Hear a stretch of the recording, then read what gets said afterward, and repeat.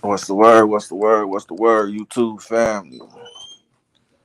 YouTube family, we live. We live, y'all. We back. Back with another one. Today, Friday. Hope everybody having a great day. Took care of your business. And the rest of the day is moving. Moving, going real smooth around this joint, man. Hit that like button. Savage Black, what's the word? What's the word?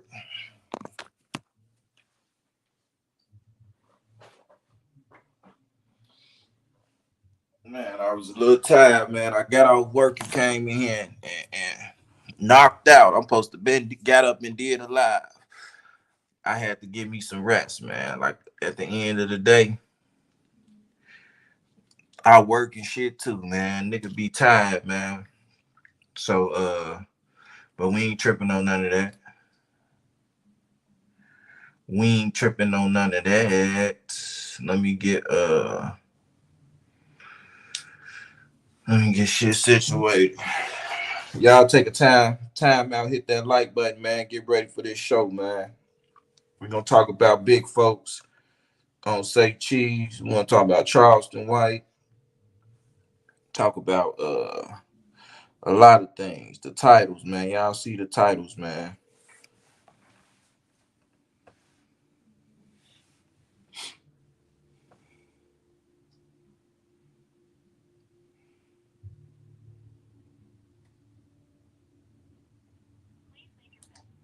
Mm-hmm. All right, let me get comfortable. 15 people in the building, man. I most definitely appreciate y'all for tuning in. I might have to switch this phone. I don't even feel like going on my computer, man. This motherfucker need to be charged.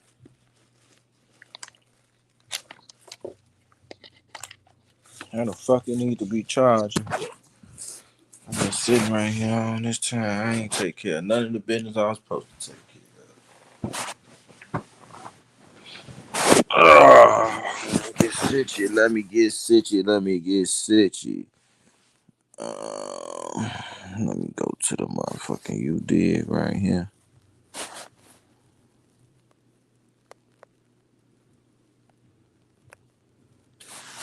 You spoke with Drea O earlier. She releasing. Okay, that's what's up. That's what's up. Shout out to everybody in the building. NC, Savage Black, Dro the Mob, Tony Bands, Counterfeit, and the other people that's in here, the other 15 that's in who haven't made a comment. Oh yeah, and we're gonna talk about the Prince J. J Prince and NBA Youngboy situation, man. We finna get situated, man. The first thing I want to jump into, sharpshooter Judah. What's the word? What's the word? Is is the first thing is big folks. If y'all don't know him, he doing a lot of interviews right now. He be with Bandman Cavo and all that shit. If that's not his manager, um, I don't personally know him, but motherfuckers in the streets know him. You know what I'm saying? From the hundreds, couple of my partners and shit. They say he a thorough dude, man. A lot of things he say, man, it go over people's head. He might throw a little sauce on the stories or some shit, man. But other than that, he really be kicking real shit, man. So he got on there, right? And on his interview, this right here, he say, anybody that's under 40 is not a real GD, meaning in Chicago. So let's go ahead and go into that and break that down. What he mean by that? Now in Chicago, we had a thing called structure, account. You know what I'm saying? That's where account is where you want to, if you want to be GD. You know what I'm saying? You will jump on count with the team and shit. You see what I'm saying? And you'll be plugged.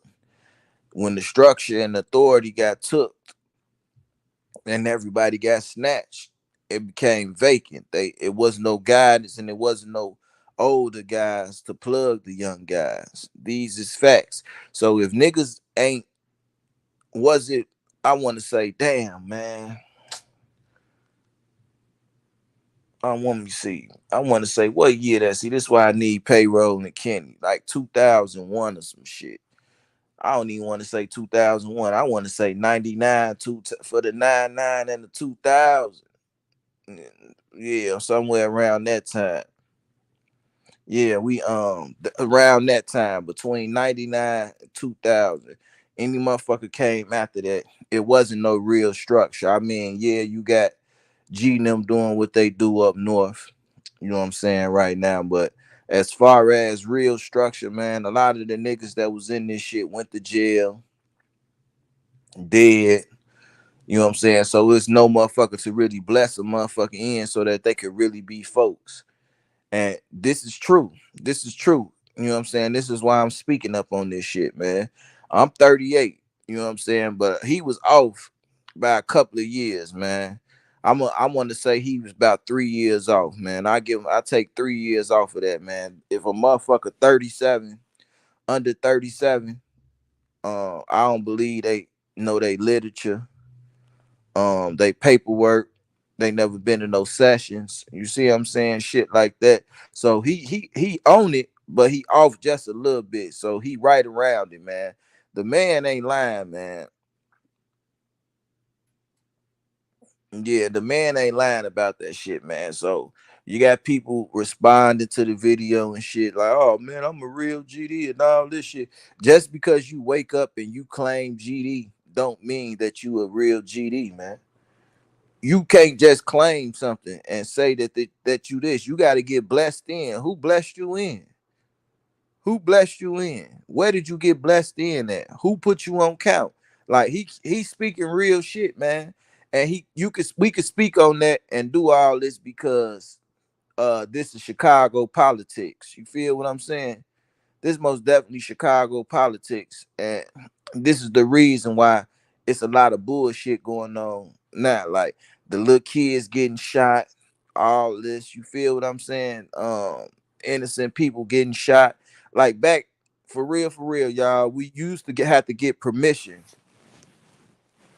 You used to have to get permission to do some of the things that's going on today, man. And a lot of niggas doing shit, man. They would have got fucked up. They would have got fucked up for playing these positions that they played, man. Doing all this goofy shit, man. You know what I'm saying? You got a lot of people playing these games and doing all this clown ass shit, man. When things wasn't going like that back in the day. You feel what I'm saying? Especially when it was authority and structure, man. People was getting fucked up out here. I ain't gonna lie to y'all, man. I'm telling y'all some real shit, man. I seen it with my own eyes. I experienced it, man. If you get caught stealing, you know what I'm saying, niggas was getting their hands broke, all type of shit. You see what I'm saying? It wasn't no stealing and all that shit. We had real respect for everybody. Shout out to Sexy Lexi and Mr. CJ's talk in the building, man. Thank y'all for joining us on this Friday evening as we talk about entertainment in the entertainment world here on Red Cup Talk. You more than welcome to speak your mind. You won't be people, this, we ain't gonna turn this to clubhouse. I like to have a little order and structure over here, man. You know what I'm saying? You let one person talk and then you talk. Let's just, get some structure and order. So that's why, and then I'm speaking on structure and saying that's why, like everything, like on some real shit, when the niggas became GDs and doing all this shit, man, GDs was taught to teach us how to be a man. You feel what I'm saying? Like that's what I looked at. It showed us how to be a real man at the end of the day, man. Either you was either gang banging or you was doing GD, man, which is growth and development, man. You still got motherfuckers that was running around playing bullshit and doing all that, man. For sure, for sure. Fred Jenkins in the building. Aaliyah Santos, Tony Bands. What's the word? What's the word? How y'all feeling on this Friday, man? We in here just talking about big folks comment that he made on Say Cheese. I'm going over it. This is my reaction to it. And I'm telling y'all, a little bit of my story, and what I know. Um, so let's just say it and call it what it is. When I first jumped off the porch, y'all, I was goddamn it 12, 11, 12 years old. I wanted to be GD. My homie then was um, even though we had older niggas in the clique and shit, but I had niggas my age, payroll my age. I think I might be a year older than him. My nigga Scooter, I think he probably was like a year older than me, if a year older than me. Maybe a couple of months on the birthday side. You know what I'm saying? Rest in peace to my boy LA. We had Los, Charlie Lowdown, my boy Los that be popping on there and his phone be fucking up. We gonna get his shit situated though. His name Lowdown. It was a click us, but also y'all, when I jumped in the game and shit and started doing this shit, my best friend was BD. I'm 38. I'm 38 years old. I'm 38 years old. Um, You know what I'm saying? I jumped out. I was in the gang, running the streets. At first, when I first jumped in, I was just gang banging on some fighting. You feel what I'm saying? Shit like that. I started getting money around the time I was like 13, 14, 15. But I didn't know how to manage the money. I didn't know how to manage the money until I got older, like 17, 18, 19, 20, shit like that. But while I was in the streets when I first jumped, I was just gang banging, selling packs. You feel what I'm saying? Y'all like, what's a pack? Say a motherfucker give you $100 worth of a jab. They give you $100 worth of work, man. Um, it normally went well. How it used to go for me, man. The person who I was serving for would get $60. I would get $40, and that's just how it went, man. So no matter how many jabs or bundles I knocked off, that's how the order of pay went. You feel what I'm saying? MS-13. What's that? That white boy gang, or is that the Mexican gang? The Mexicans, we gonna get into all that, man. We gonna talk about it, man. I'm just giving you a little history, man, right fast. I think that MS-13 that's a Mexican game, correct? And there's no MS-13s in Chicago. Latin Kings, Spanish Disciples, 2 6s, Cobras, shit like that, man. Yeah, we ain't had no MS-13s.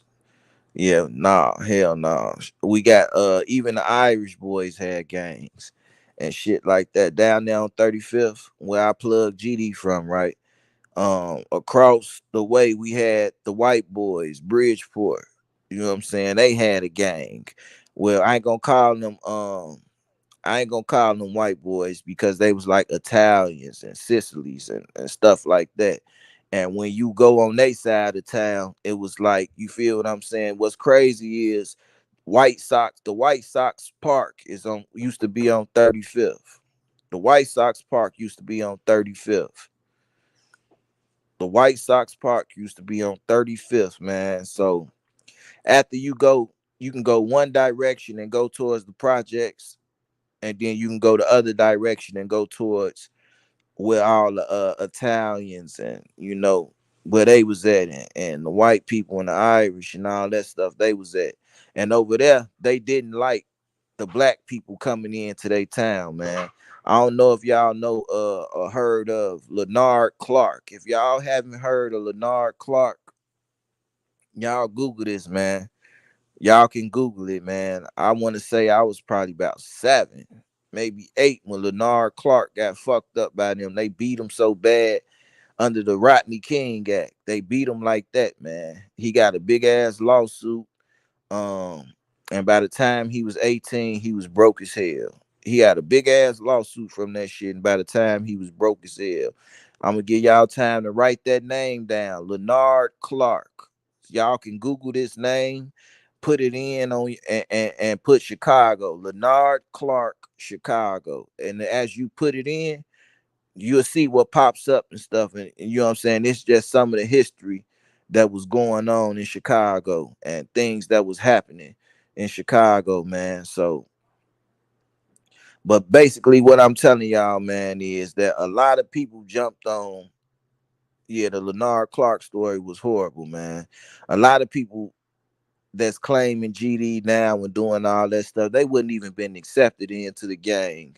I'm keeping it real with y'all. They would have been sent offs. These older people that's now that they gain these 25, 30 years old, the motherfuckers that this is that the people. I'm gonna give you examples of the people who would have been sent offs.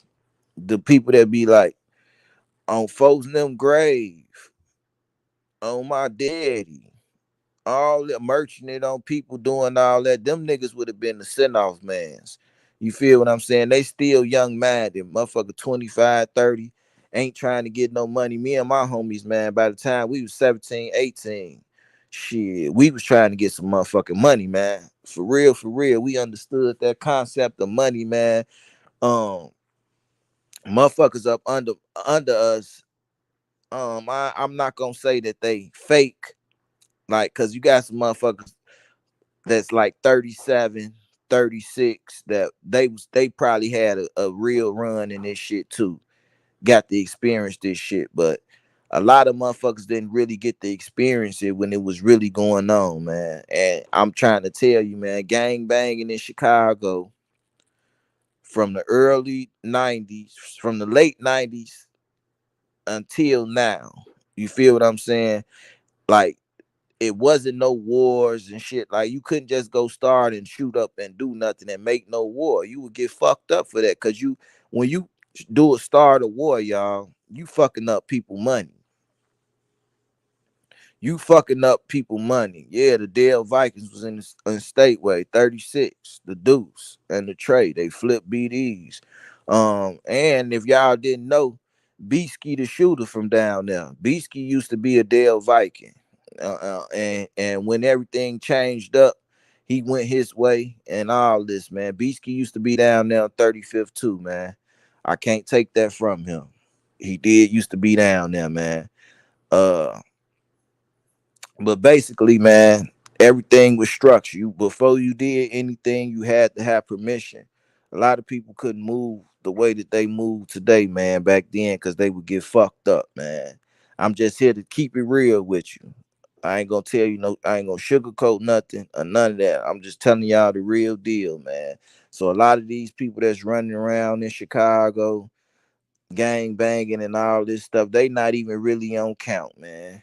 They not really on count, man. And the times that they do get on count is when they go to jail, when they go to prison and all this stuff, because a lot of the people who was on counts and holds held positions and all that stuff, a lot of them is in jail.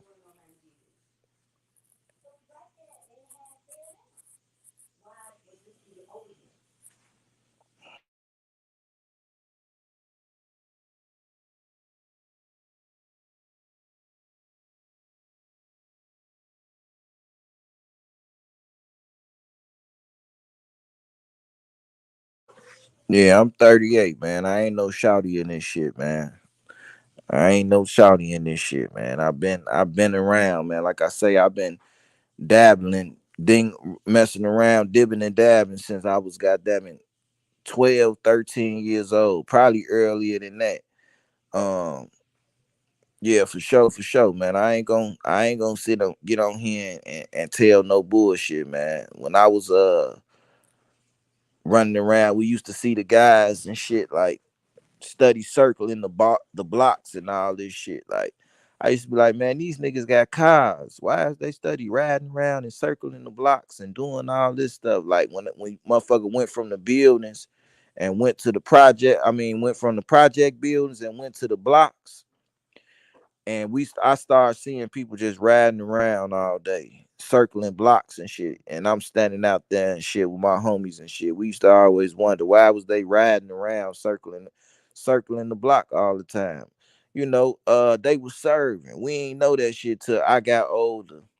Till I got to that age to where I'm driving, and now I'm doing the same thing. And then as I sat back and thought about it, I'm like, oh man, these guys was selling drugs, man. They was doing the same thing that I was doing. I didn't really have a full understanding until I started getting older and started looking back at shit like, oh, this what was happening. This what they was doing. And You see what I'm saying? You get a little, as you get older, you get a little bit more understanding and wisdom and all this shit, man. So, um, let me just give y'all my journey, man. I'm gonna give y'all my journey. Tell y'all, like I said, I plug GD from 3519 South Federal, the Kingdom. Um, with my homie Los, LA, Big Jamie, Scooter, um, Scooter, what? Scooter, you just walking up on people. You see, I got my eyes closed. Don't be doing all that. I don't know what you was on. Shit.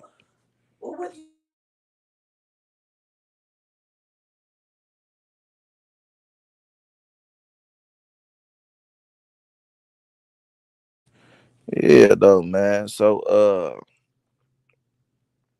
what I was finna say, my girl just threw me off as usual. As usual. Yeah, though. I plug GD 35th. I used to be in the hundreds and shit. You see what I'm saying? I used to leave the hundreds after school and shit like that and go down to 35th and Federal and start hanging around with all the drug dealers and whatever you want to call it and shit. And then I start how I got to the area, the King Drive area was we had a crib on 60th and Calumet. 60th and Calumet. And at the time, well, right now 60th and Calumet is 600. It's called 600, y'all.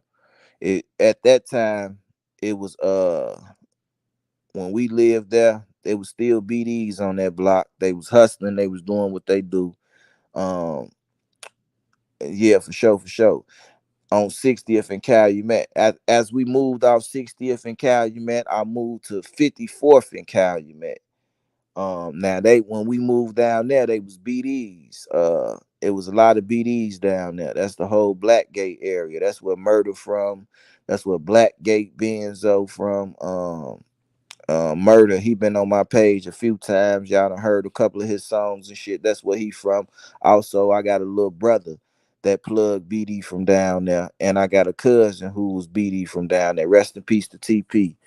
Um, so I was down there, and as I'm moving in these areas, I'm getting to know people over the years and shit. You feel what I'm saying? I'm getting to know people. I'm working my little job at KFC Pizza Hut, but I'm also selling weed. I'm selling weed and coke. You feel what I'm saying? I get me a motherfucking QP on the weed and probably a 7 on the coke, man. I get off work at 10 o'clock at night. I make it to the crib about 11. Make it to the crib about 11, and I sit out there all night on my porch serving, trying to make some money, man, and get up early in the morning, probably about 5 o'clock in the morning, get up and go to school.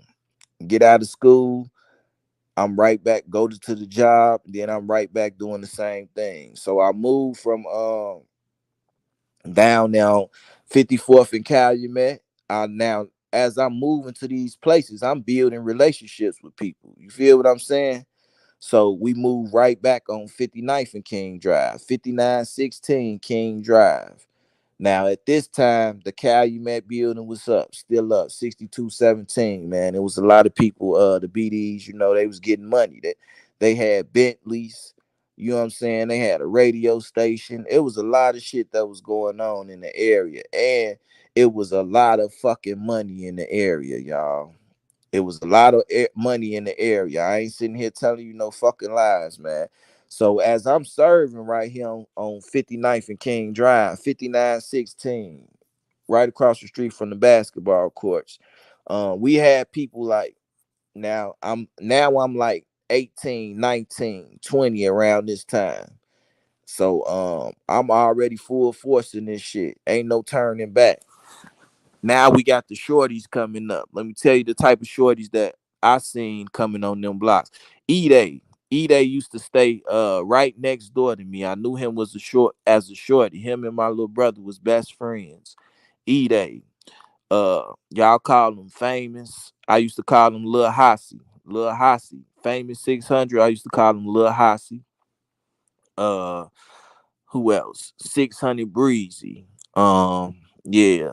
Shark on Land. Shark on Land is a original member. Um, and a lot of people be playing with him and they don't know Shark on Land get like that, man.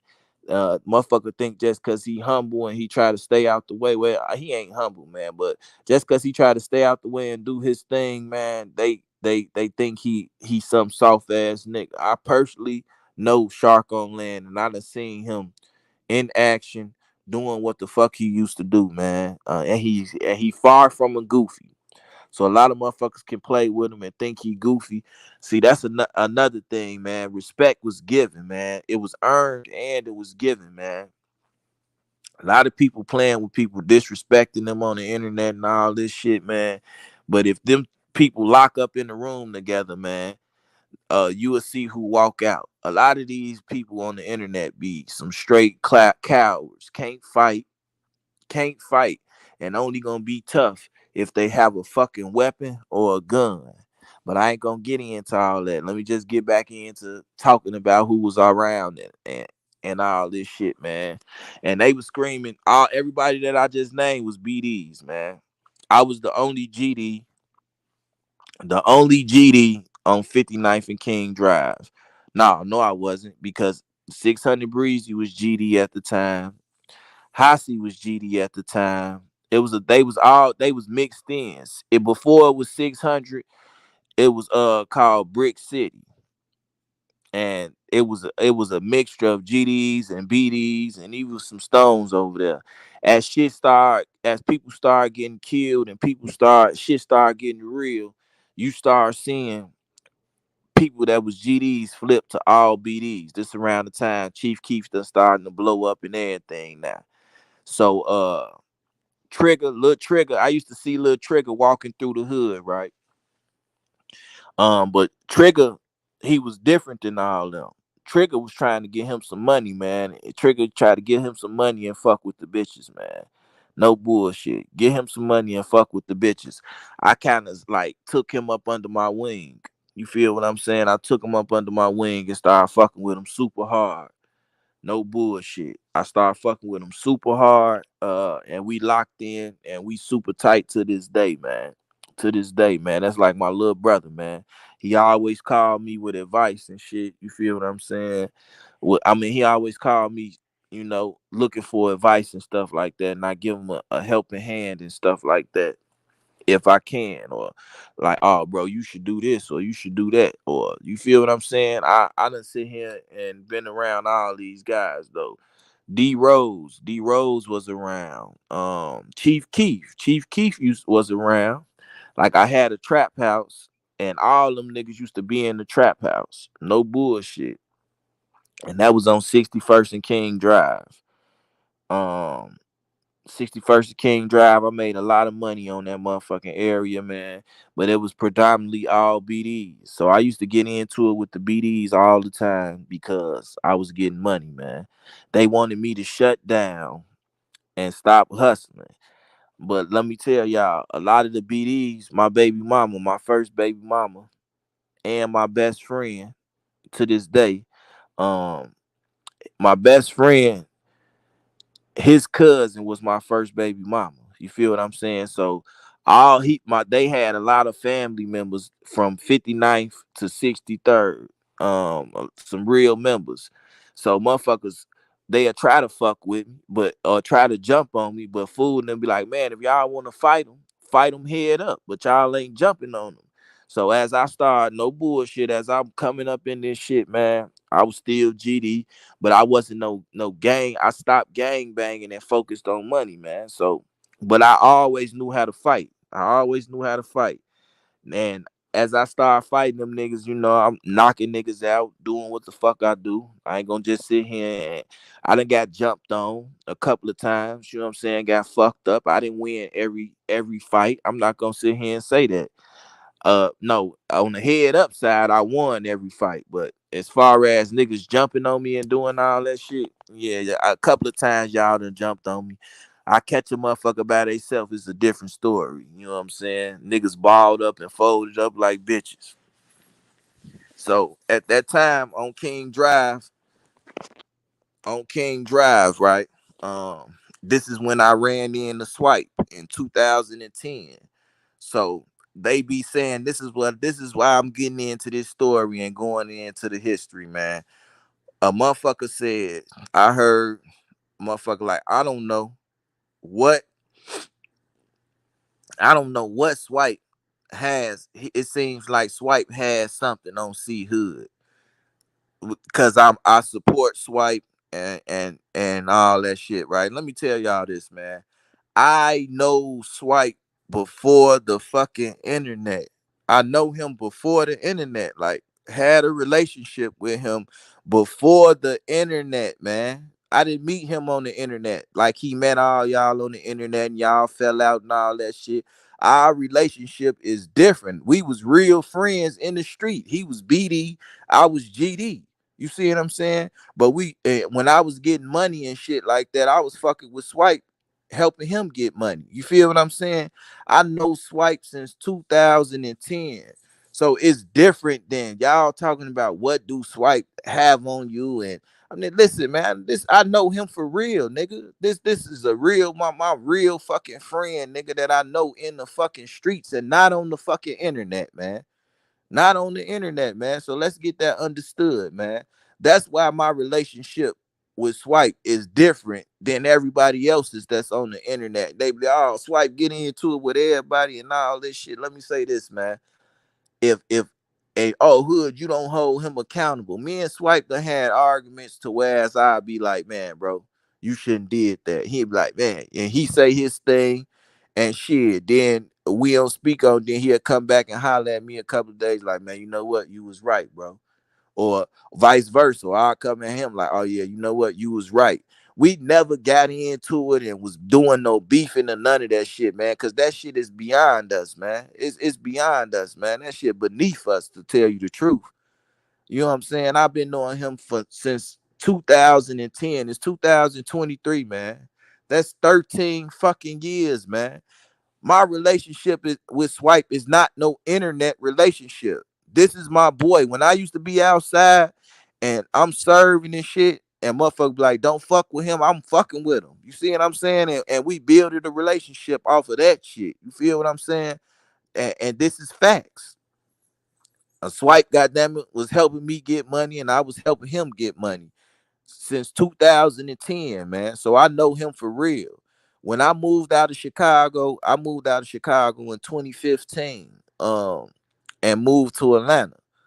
Not because I'm running and or did no running or none of that shit. My pops was sick, was supposed to be sick, and I came down here to help him out. I can't help it that I came down here and got a good ass job, and shit started going better for me. So then I got twins on the way. And I didn't want my kids growing up in the same environment. I didn't want like my kids, like I tell y'all, I got 8 motherfucking kids, man. I didn't want, and my oldest son is grown than the motherfucker, 21. The other one 20. I got a 16-year-old daughter. They seen me going back and forth to jail and all that shit. So when my twins was coming, I didn't want them to see the same thing. So I started working and got the fuck up out the streets, man. And I was working 2 jobs to make the money that I was getting in the streets. I started working 2 jobs. You feel what I'm saying? So that I could fill that gap and bring that money in, man. I can't help it that I got them jobs a Frito Lay. I worked my way to be a supervisor in Frito Lay. You feel what I'm saying? Then I worked my way. I'm a month. Then I became a store manager at another store, you at a restaurant and shit like that. I can't help it that I step my shit up and I expanded and start doing what I do. So that's why when I rap, I'm not rapping about, oh, I'm out here doing this or I did that. I did that shit previously in my life, in my past. So I'm gonna talk about it. I'm not, you don't hear me out here saying, oh, I'm selling drugs and doing, I'm talking about the shit that I used to do in my life, man. In my life, man. So for the people that don't know and understand why me and Swipe is so cool, is it is because before the internet, we were friends, real fucking friends, just like today, man. So all the shit that people be talking about, man, that shit don't be meaning nothing to me, man. I see a lot of people. Oh man, you go on other people platforms, they got slick ass people. They got people on their panel talking shit or saying this, disrespecting motherfuckers. When I had people on my panel, I didn't let nobody disrespect each other. See, this is what I'm gonna show y'all the difference between me and how other people move, man. I ain't let nobody disrespect each other when they was on this motherfucker. Man, ain't no talking over a motherfucker. I tried to do it the right way, man. But when you go on other people panels and they letting these people that don't got nothing to do with nothing or ain't got no street sense or knowledge about them talk down and talk crazy, you know what I'm saying? You like, man, I'm over here trying to chop it up with you, and you got these goofy ass motherfuckers opening their mouth saying shit, people that shouldn't even be saying nothing. Like, come on, man. And then everybody wants you to, oh, you should go against Swipe and all this shit, man. I'll be looking at these people in the comment section, man. Fuck y'all on some real shit. Fuck y'all. Y'all don't know what the fuck going on, man. Y'all wasn't. Let me now. Now let's just say this: when niggas was thinking it was sweet and it was a game in the streets and shit like that, when I had them guns and I'm ready for whatever with anything and Swipe out there with me. And Swipe, guess who had a gun? Swipe what? Swipe, give me one of them guns. I'm riding with you. Oh man, if a motherfucker try to fuck up anything over here, for Swipe riding with me, going against his own gang, nigga. Going against his own fucking gang. I'm telling y'all some real shit, man. Y'all, so this is why our relationship is how it is. And I wouldn't give a fuck. Motherfucker be like, man, you act like Swipe can't do no wrong. I never said that. I never said that. But I'm not gonna go against my boy just because you feel like I should go against him. No, I'm not doing that shit. That shit dumb, man. I know him before the internet. I know how to speak to people. You feel what I'm saying? Have a decent conversation. You got to learn how to listen to people, do all that shit, man. I'm very smart. I'm smart than a motherfucker, man. I'm super smart. I ain't gonna sit here and tell y'all no fucking lies, man. I'm super smart. So for motherfuckers to be like, he do it. No, I do everything for a reason. Any and everything that I done on this internet was for a reason. Like I say, man, I play chess. I don't just do stuff for no one, like bust one move and then be like, oh, this for that. No, I do stuff because for the next 5 plays, I done sit there and made this happen. For the next 5 plays. I'm talking about he guessed. You guess what? I just dropped the link, Goofy. You see what I'm saying? I do shit to make plays, man. And everything is strategical with me. It's everything is strategical. Let me say that, man. Yeah, man. That's all, man. So, and they looking under the act like, damn, these niggas Swipe get into it with everybody. Swipe get into it with everybody.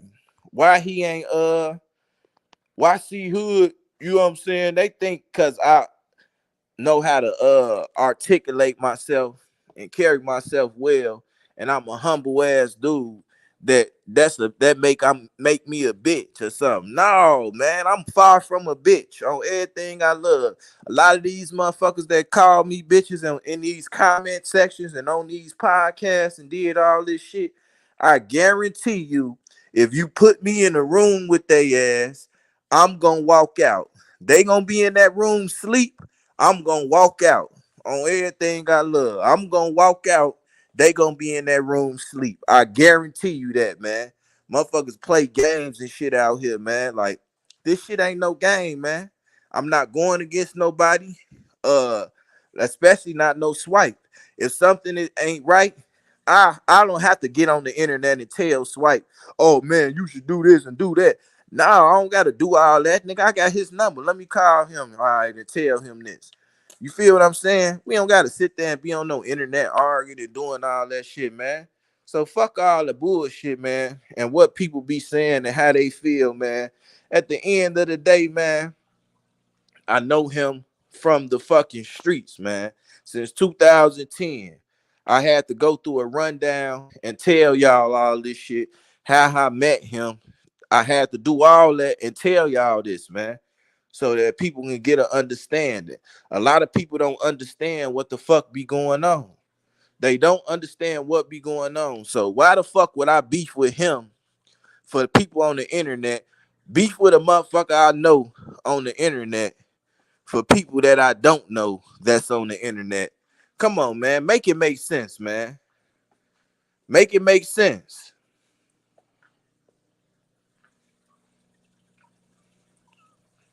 You feel what I'm saying?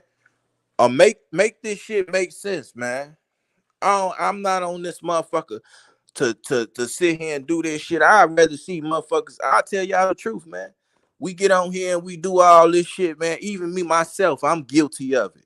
I done slipped into it a couple of times and got on the bullshit, the same bullshit. I'm guilty of it too.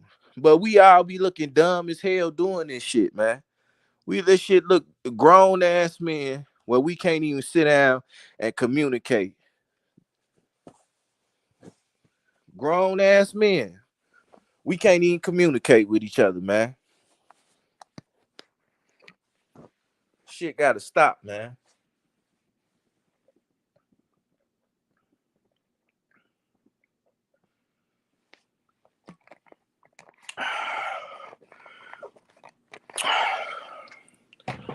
Shit gotta stop, man. So for y'all that want me to beef or get in a situation with a motherfucker, man, it's not gonna happen, man. Go find somebody else, man. Um, and as far as that, everybody on YouTube doing their thing, man. Everybody on YouTube doing their thing. Um, Niggas focusing on their page, they building their page up. Everybody got a little subscribers, amount of subscribers. They got tendency action coming to their page and all this shit, man. Um, the momentum there for their pages and all this stuff and the build and do all this shit, man. All you gotta do is stick to what you do. Do what you do. That's all that, and that's all that matters. Once you do what you do, it's nothing. You hear what I'm saying? It's nothing that's gonna stop you and take you out of from what you got going on. And and I had to do all that for the cause big folks.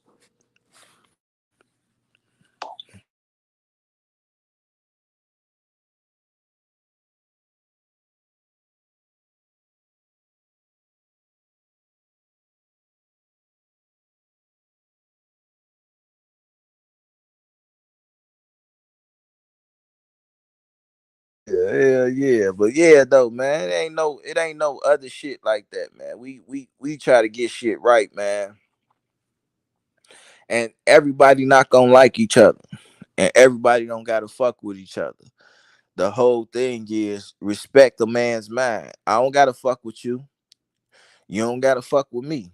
I'm gonna respect you enough to not even be around you. You feel what I'm saying? Or come around you or do all this and not even mention your name.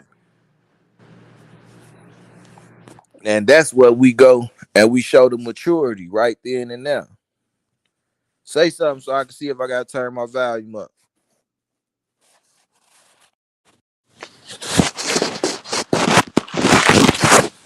Yeah, man. So at the end of the day, man, we ain't on here knocking nobody, judging nobody, man. We on this motherfucker Right. to keep on building and going, man.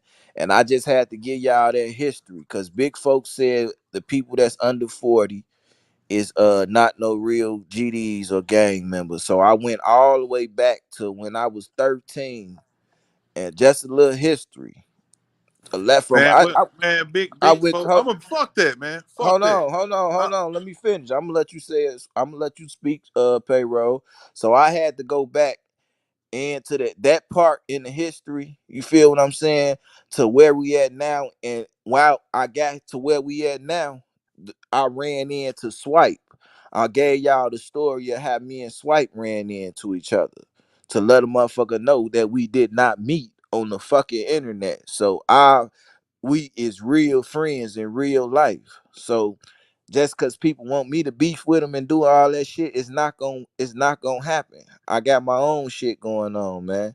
And when we get off the internet, motherfucker got a real life, man.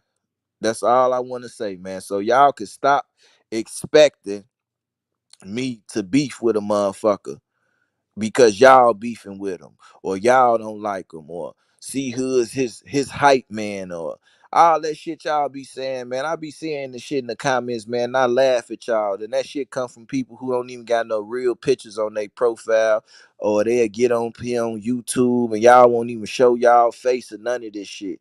Just running your motherfucking mouth. And just remember, I told y'all I know how to throw hands. And if I was in front of you motherfuckers, I'll punch you in your motherfucking mouth just for disrespecting the motherfucker, man. I try to be respectful to motherfuckers, but when you disrespect me, man, it's a whole nother motherfucking thing, man. Just cause I'm humble don't mean I can't turn up, man. Them quiet motherfuckers be the motherfucker that'll fuck you up, man. You'll be sitting right there and I'll stab your ass with a flathead screwdriver on everything. Go ahead, payroll. nah, I was just saying, like, I'm gonna be real with you. A lot of that shit what big folks was talking about on there, that nigga was lying about a lot of shit, man.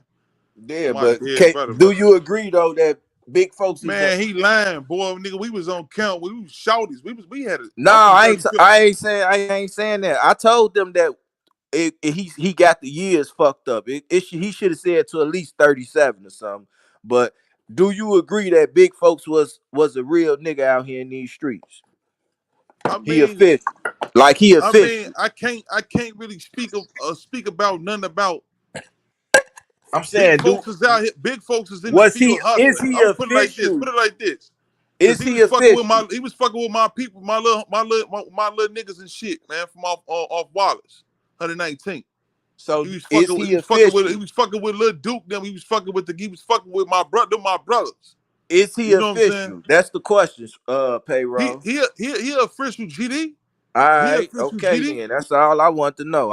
If he was fuck with, I ain't. I don't, that don't got nothing to do with me. I just told them people that he was official. Now, and I said that he might got the date, the age, and all that shit wrong. You know what I'm saying? But that's all I'm speaking on. I don't know nothing else about nothing. You know what I'm Right. saying? That's why I'm gonna let you enlighten them on what you Now I was saying. just speaking of like y'all big folks official. He official, especially with the people who he was fucking with. He was fucking with folks them from we all from the same projects. You know what I'm saying? For sure. I'm from the House of Pain, the Kingdom, and the Trey Ball. For You sure. know what I'm saying? Yeah, man. I'm from down there. Originally, one of the originals. We was on camp. We was shouty. So Yeah, you know what I'm like saying. I I don't told know what them. he talking about. We was at the Boys and Girls Clubs. We was shorties. You know That's what I'm what I saying? told them that We was I at the got Boys on and count Girls when I Club was on like, 51st. Like I met crushing them. I met all the real chiefs. You know what I'm saying? I met niggas and shit, man. I met niggas like Cold Black. I was a shorty, man. I was out here. You know what I'm saying? We was on count. We was GDs. You know what I'm saying? You can't really say a lot of that shit he was saying, like, I don't know. Like, you know what I'm saying? But I know what I know. You know what I'm saying? And I know 11-9 Mayberry, them my brothers. You know what I'm saying? Little shot of them, Duke them, little Mouse them and all they people. Them my peoples. You know what I'm saying? So like, like, I don't know. I ain't gonna sit up there and say like I know here, like I look at it like this. How old you is, payroll? I'm 38, but I look at it like this though. I look at it like this. See, Alright, well, alright. when a So nigga, well, like when a nigga lie, bro. When a nigga lie, bro, you know what I'm saying? He ain't really no solid nigga. That's all I'm gonna say. I ain't trying to say that big folks, get them. You know what I'm saying? You know, I just know like I can't really respect a nigga when they lie, bro. How can I respect you if you lie? so is it And look, so how old Little was folks you? them call me when I Hey, went hold to on, payroll. Hold on, payroll. Cause hold on. How old was you when you jumped on count? man, we was on Shorty's account. We was like 11. 11 years old. Like We I was in just grammar told them. school. We was in grammar school. We was on Shorty's account. So folks then when we got like a certain age, like 12, 13, folks them told us that man, y'all ain't little boys no more. We got to get on the big boys account. We used to have sessions, all that shit. You know what I'm saying? I Yeah. ain't gonna even lie.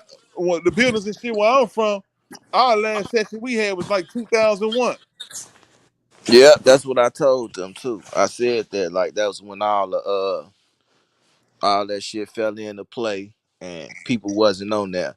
You know what I'm Like cause they saying? snatched everybody. So when you was I I you was on count 38 with Top. years old. Rest in peace, Top.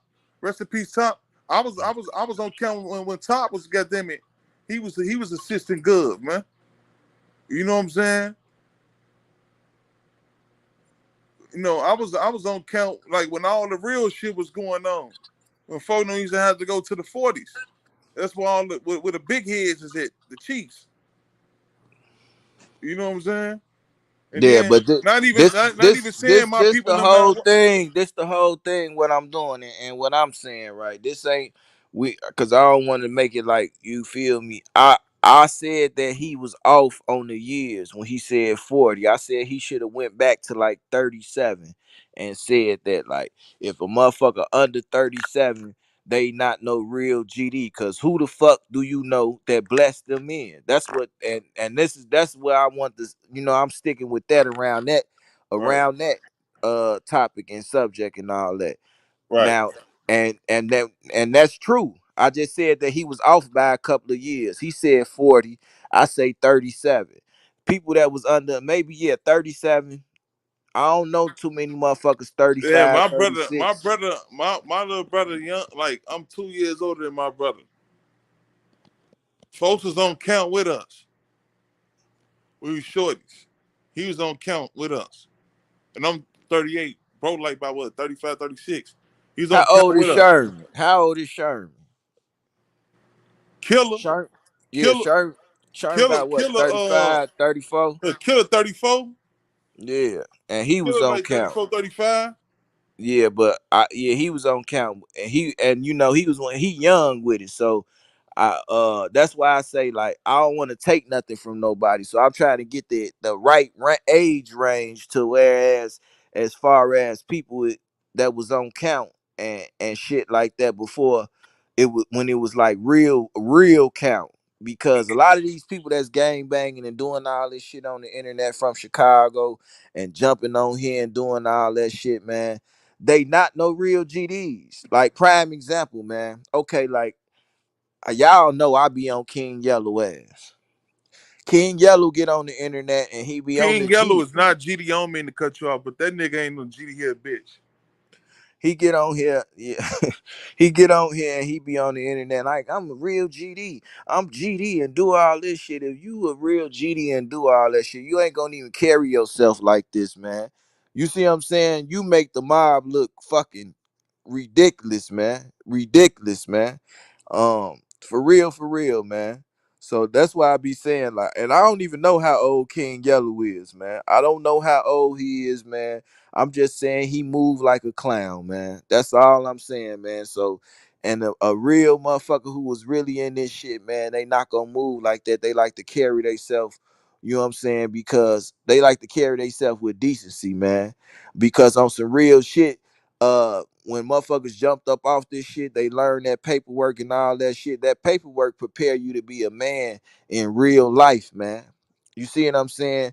And shit like that. And a lot of these people, they don't even know they paperwork, and they just be out here saying shit and putting it on people and doing all this, and that shit don't be real, man. That shit don't be real, y'all. It's a facade. You feel what I'm saying? And I'm here just to open and shed a little light on that shit. You feel what I'm saying? I just want to shed a little light on that shit, man. For real. So I basically what I'm telling y'all is when I met Swipe, it wasn't no structure and all this shit. If it was structure back then, we would have been ops. You feel what I'm saying? Now just cause he BD and GD don't mean, and I was GD, don't mean that I got a beef with him and not like him. You feel what I'm saying? No, it don't go like that. We come from the same background. You see what I'm saying? Both had parents that was on drugs. You know what I'm saying? And we seen violence and drug selling and doing all this. We come from the same background, man, and we seen this shit. So that may built a connection. You feel me? A lot of people don't have them connections, man. And and so they be like, how the fuck he GD and he hang with the BDs and doing all that shit, man? Because this man got the similar most one of the similar lives as me, nigga. We lost people and shit. All this shit, man. He got the same, damn near my same story. We damn near got the same story, y'all. We damn near got the same story. For real, for real. Swipe lost people. I lost people, man. Um, he, yeah, I call him, y'all. I be calling him the old childhood name. You know what I'm saying? We used to call him, but his name is Payroll Black. He lost a little brother. You feel what I'm saying? We lost one of our best friends, man. You see what I'm saying? For real, man. And so that's why you can't never underestimate nobody and take nothing from nobody, man. You can't do that shit, man, because people got pain and struggle that they go through as well, man. You know what I'm saying? And sometimes that pain bring people together, man. And people able to, that's how they navigate and build chemistry and be cool, man. Man, y'all just don't know, man. That's why we here trying to break this shit down and give it to y'all, man. The real truth. You feel what I'm saying? We trying to, we gonna call. I'm gonna change the title after this. We done with this shit to the truth hurts. You feel what I'm saying? And we gonna talk about this shit. Just like Jay Prince, right? He made his way down there to Utah to be with Birdman to be around NBA Youngboy. To be around NBA Youngboy. And when he did that, man, he talked to him. They been had smoke and all that shit, man. He talked to him. They got an understanding. And then what happened? NBA Youngboy dropped a diss song to Drake, Dirk. He dissed everybody, went crazy, man. And Jay Prince had to respond. Now, this is what I'm saying. As Jay Prince being the older person, right? And you already set up and all this shit, man. Jay Prince move. Everybody give him his respect and say he a real gangster and all that shit. But the things that he doing, that's not no real shit. You on the internet doing all this and all this shit. What's the purpose of being on the internet when you got his personal number? These the things that I don't understand, man, about like um the older motherfuckers who be in position, man. You feel what I'm saying? The young boy replied. Now he didn't reply, and he didn't disrespect them or nothing. You know what I'm saying? I felt like that was more gangster than what Jay Prince did. I'm just keeping it real with you. I felt like that was more gangster than what Jay Prince did. He didn't reply to it or respond to it. Sometimes the best response is no response. Have y'all ever heard that, man? Sometimes the best response is no response. Yeah, keep things behind the scenes, especially as you being an older person in position of power. And you know what I'm saying? You got to keep it behind the scenes, man. And if it blow up and it do come from behind the scenes, man, you gotta know how to play it off. Like your reputation and all this shit, you know what I'm saying, is on the line. You gotta know how to play it off like, oh man, I don't know what the fuck they talking about and doing all this shit, man. Don't bring it to the internet. Cause when shit get brung to the internet, man, it get real messy. Cause once it's on the internet, people be like, man, oh, you shouldn't say this or you shouldn't say that. Once it get on the internet, y'all, it's open for anybody to speak on it and say something about it. Once it gets on that internet, it's free.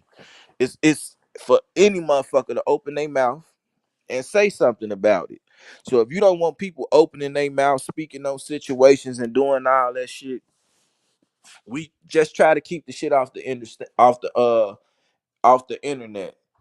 Let's try to get an understanding like that, man, instead of just going crazy on the internet and doing all this shit. I don't know what's up with payroll. He got to get him a new phone, man. He got that Obama phone, man. He get 3 minutes. He get 3 minutes to talk, and then that motherfucker go dead. Then he come back on, man.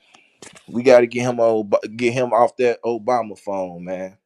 Make sure y'all hit the like button. 60 people in the building. I better have 60 likes, man. Don't be coming over here, walking in the door, sitting down without hitting the like button. Is like speaking. Face from Chicago. We put it on the panel. I'm not gonna say that they cool, and I'm not gonna say that they beefing. It was on the panel, and we just gonna leave it like that. That's all I'm gonna say on that note. I put it on the panel. They apologize to each other. I bet. Cool. They don't have to be friends. They don't gotta hang with each other. They don't gotta do none of that shit. They don't gotta talk to each other. They don't gotta do none of that shit, man. All I wanted was for them to do that on the internet the same way that they was beefing with each other. That way, um, as they apologize to each other like grown men, at the end of the day, they apologize to each other like grown men, man. That's all I wanted was an understanding between them two. You feel what I'm saying? That's all I wanted with them two. But I ain't gonna make this about swiping Big Deal. You know what I'm saying? Um, that was yesterday's news. You feel what I'm saying? We in the present right now today, which is a present. You feel me? So we gonna go like that, man. They don't gotta rock with each other. They don't gotta do nothing. They don't gotta hold hands and sing kumbaya or we shall overcome. None of that, man. Long as they apologize for disrespecting each other, that's more official to me than than anything else, man. That's more official. So I like it like that, man. But for sure. We be trying to, over here on Red Cup Talk, man. I got my moderators. I got the people that I rock with. I got new people popping in. I got the people that I pop and rock with, man. Everybody that been over here for a minute, man. I know these. Well, I don't know them, but you know what I'm saying. I done sit right here and we done been building a relationship since last September. That's when I started doing these podcasts and opening up my page. Y'all know I was just dropping my music on here at first. So I started doing my podcast and opening up the panel and doing all this stuff last September. Pretty much it be the same people, you know what I'm saying, the same little you did going on and all that. So yeah. We rock and roll over here, man. The bond be getting built, man, and we get understanding, wisdom, and knowledge around this motherfucker. Um, yeah. So, but like I said, with the Jay Prince and NBA Youngboy situation, I believe I don't even think that Jay Prince should have got on the internet and said like, yeah, I came down there to visit you with Birdman and we talked and did all that. You ain't got to even do all that on the internet. That's doing too much. You know that I feel like that's doing too much. You feel me? And as you being an older, a wiser guy, you know Jay Prince been around for a long time. And whenever you get up in age, you got wisdom. Unless you still running around doing foolish activity or old fool. You know what I'm saying? So I be expecting the people with oh, for sure, for sure. I believe enough people can when you get old enough, you get that wisdom, and that wisdom help you get understanding, man. And the only way to have a connection with the youth is having understanding. A lot of people don't have understanding, y'all. They don't have understanding. You feel me? Um, and then it's like a misconnection, y'all. It's a misconnection with the youth. Uh, say somebody 25, they can't relate and talk to somebody who in their 50s or 45, but so they can relate and talk to somebody who what in their 22 and their 30s or something. You see what I'm saying? And that's why everybody got to look in and click in with each other, y'all. Everybody got to look in and click in with each other, man, in order to get understanding. In order to get wisdom, you got to have understanding, man. You know what I'm saying? And a lot of people don't like to be disrespected.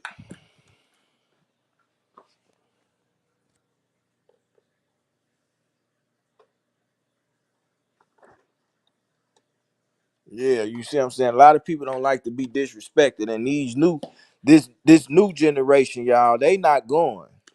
Let me open my mouth and speak on that right now. They not going. You feel like you finna disrespect one of them or something, man? Shorty them ain't going for that shit. Shorty them ain't going for that shit. This why I said a lot of people like if Larry Hoover get out of jail, things will change. Things will change. That's what they say. If Larry Hoover get out of jail, he could change things. A lot of people say that. I don't know about that, y'all. The day and time that we living in right now, man, these young motherfuckers ain't respecting nothing, man. They ain't respecting that shit. They ain't trying to hear none of that shit. Nah, they ain't trying to hear none of that shit, man. I don't think nobody gonna just blatantly just run up on him and try to kill him because they don't like him. Only time it'll be an issue is if he was to disrespect the younger crowd. But to tell you the truth, I don't even think Larry Hoover want to be associated with the GDs and all that shit no more. I'm not gonna lie to you. That man been away from his family, his kids for so long. He been away from his family and kids for so long, man. I don't see this man wanting to navigate and go back in that direction, man. Hell no. Fuck that shit. That shit ain't about nothing, man. That shit ain't about nothing, man. That gang banging shit ain't about nothing, man. All the years that he done lost being with his family and all that shit, and he get out, you think he gonna take the chance of doing that shit again? Of going through that situation again? Hell no. So that's why he throw his hands up.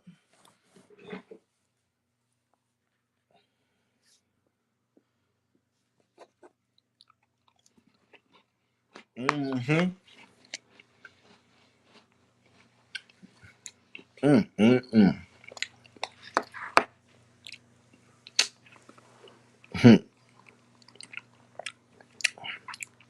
I don't even gamble, but I wouldn't. I wouldn't. But I think wouldn't Aladdin King even touch Larry if he got out? Nobody. Ain't nobody gonna touch him as long as he ain't coming with that same. That same energy.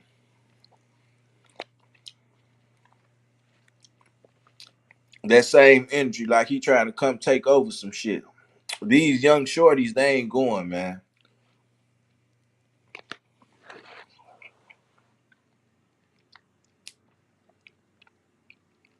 They ain't going. Did y'all see the young them shorties that killed the police officer? Not to piggyback on that shit, but y'all see them young shorties that killed the police officer, man. They don't give a and then bragged about it. They don't give a fuck.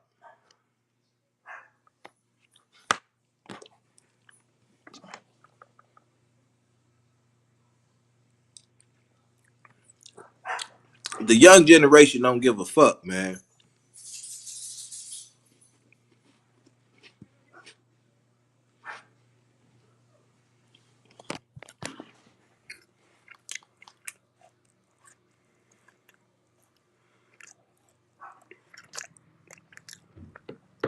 They don't give a fuck, man. They don't got no understanding and all that shit, man.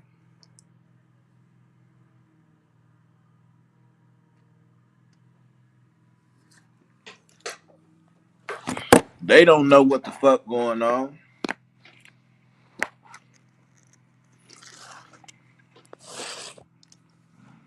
Don't even got no respect. And they not trying to honor that shit, man.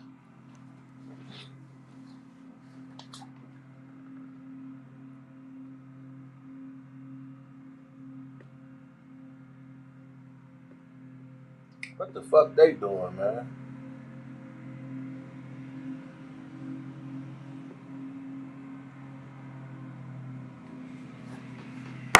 On the real. They just came last week to cut the grass, man. They need to get the fuck on. These motherfuckers money hungry, man. They think they gonna come every week and be getting it. Grass. How long do it take grass to grow, man? Open this door. It's only been a week, goddamn it.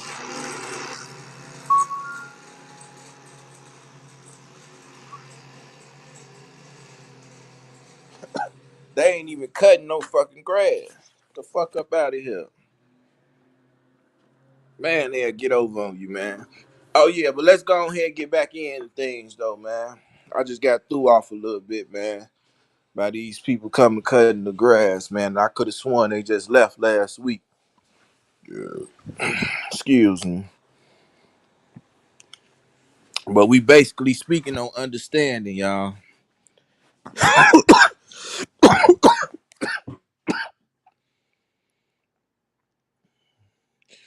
Jay Prince, to tell you the truth, it's people like Jay Prince the reason that Larry Hoover's still in jail. It's people like Jay Prince. Jay Prince is the reason. Oh shit. Jay Prince is the reason that Larry Hoover is still in jail. People like Jay Prince. You study mentioning his name, saying you fighting for him and all this shit. Larry don't want to have nothing to do with your ass.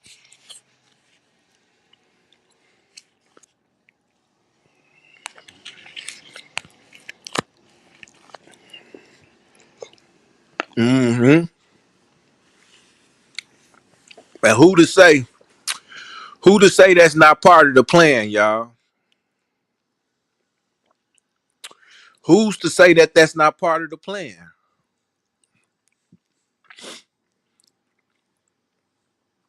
Facts. You know what I'm saying? People been hating it and doing all that shit, man. Larry wanted to, Jay Prince put his work in Houston and all this, man. So he wanted to be the prince or the king of his city.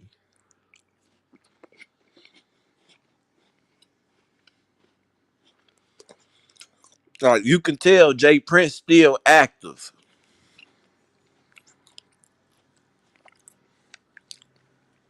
Jay Prince still active, man. Can y'all see that? Do y'all see that?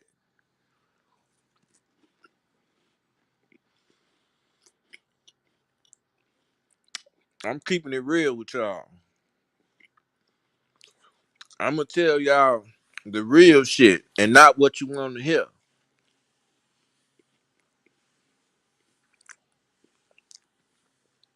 Right, Jay Prince done changed this shit over to a lifestyle. He a celebrity with this shit now.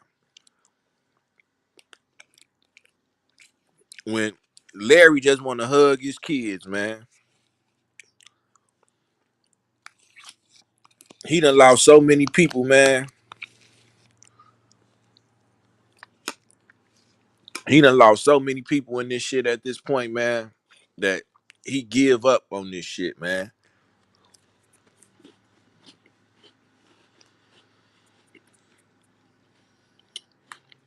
They still got that man locked up after all this time, man. And that shit's sad. Just think about it. Y'all just think about it. That's a long ass time to be locked up, man.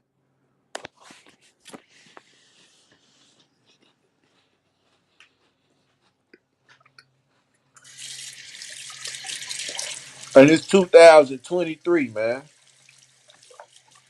That's a long ass time.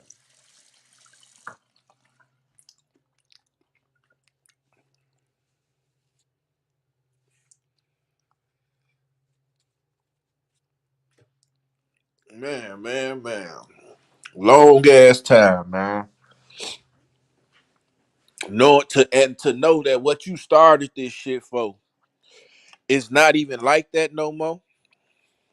It's that don't got nothing to do with the whole reason why you started it is not even the movement that's going on right now. This gang shit is overrated.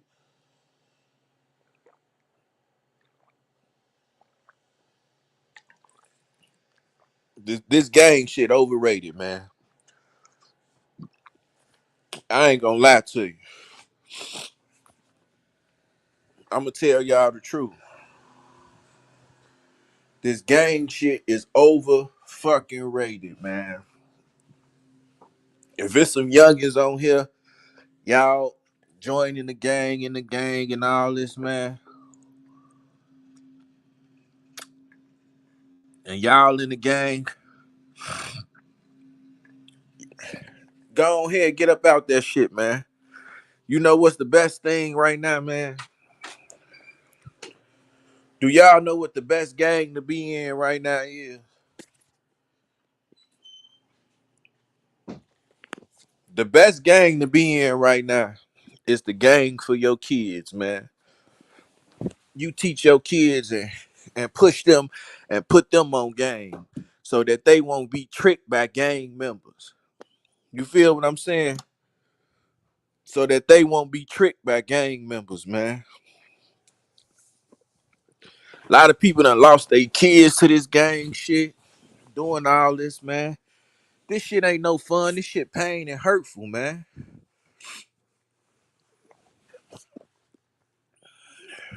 This shit painful and hurtful, man.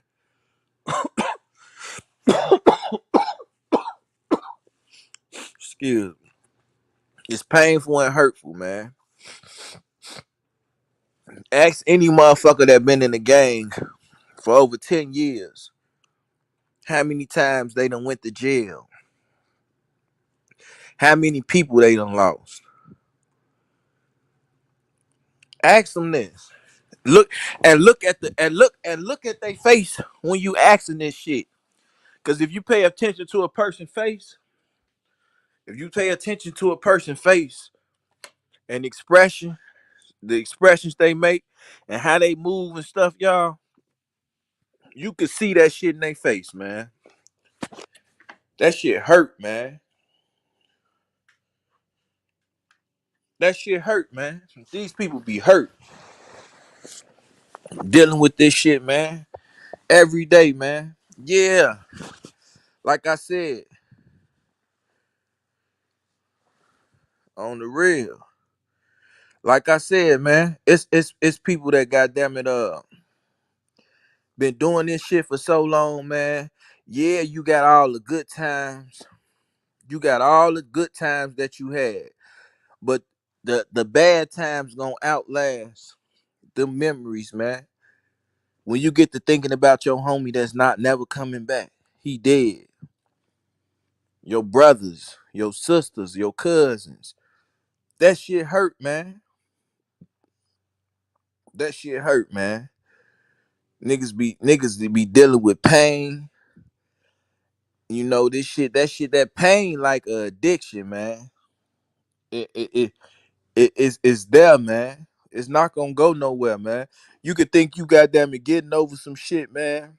You get in the car and you cut the radio on and you might hear one of your family members' favorite song might come on and that reminds you of your homie or something or a loved one that's no longer here. And you might start crying thinking about that shit, man.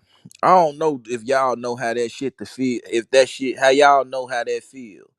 I don't know if y'all know if how that feel when you goddamn it just riding in the car and you could just be looking at the road, man, and get the reminiscing about the people that's no longer here and start crying, man.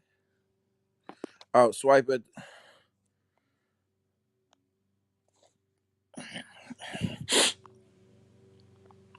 and start crying, man. I know I do it all the time, man. I done lost too many motherfucking niggas, man.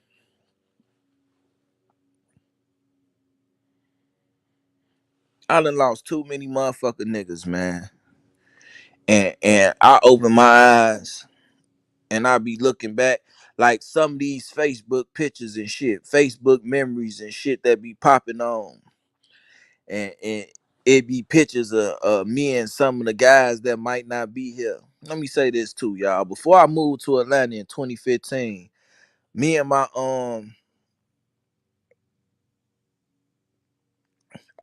me and my homie, man, I was on 79th and Kofax. I was getting some money, man. Me and my homie Tango, y'all. His name Tango. Rest in peace, Tango, man. We was together every day on some hustling shit, man. If if if uh if I wasn't with him at his spot, he was over at my spot. You feel what I'm saying? So I moved to Atlanta December 28th, 2015. A couple of days before the New Year's and shit, man. And I'm telling him like he ain't think that I was leaving. He didn't think that I was leaving, y'all, and giving up this shit, man. He thought I was playing because at the time I was making so much money. He like, folks, your ass ain't finna quit doing this shit, man. Man, you love this shit, man. If anytime I was selling out, no bullshit, y'all, I'm selling a half a pound of loud in 2, 3 days, man. I was running through a pound of loud in bags. I was running through a pound of loud in bags in a 6, 7 day span, sometimes 5, 4 days. And I bullshit you not. And y'all can go ask FBG Dutchy. You can go ask FBG Young. You can go ask uh Brody Els.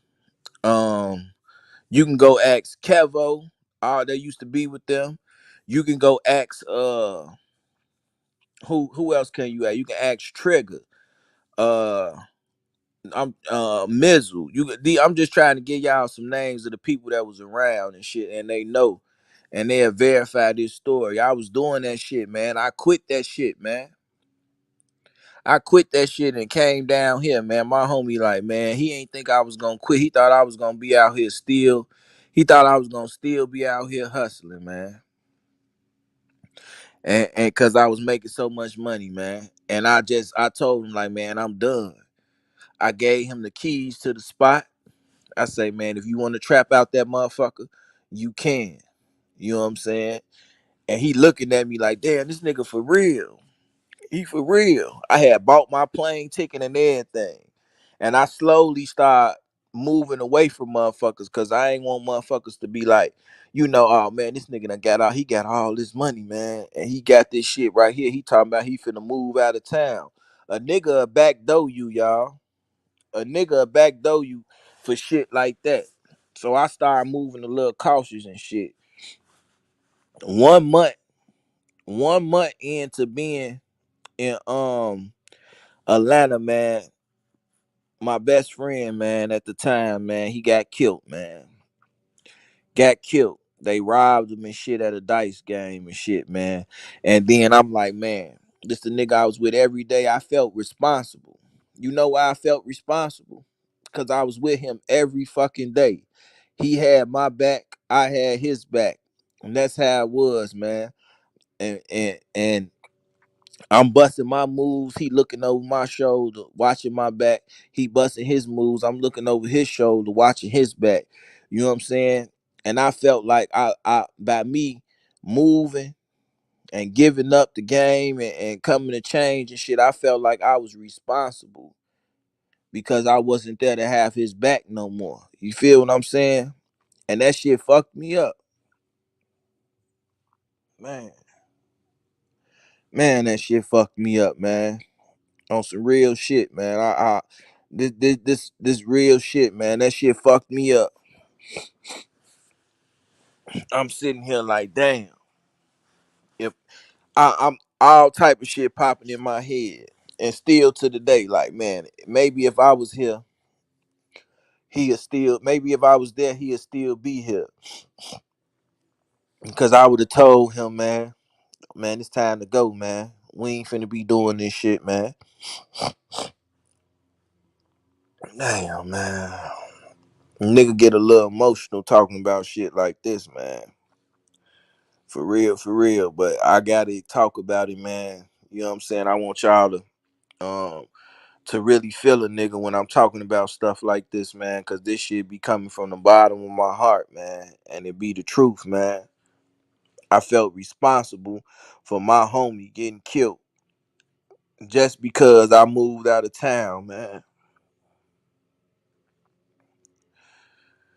And shit crazy.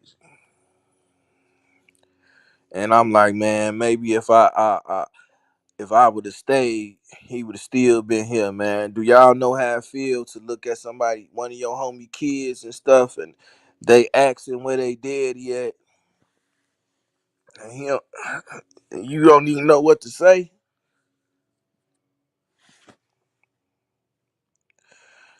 You don't even know what to say, man. And I'm talking about little kids and stuff like this, man. And cause I know a lot of street niggas.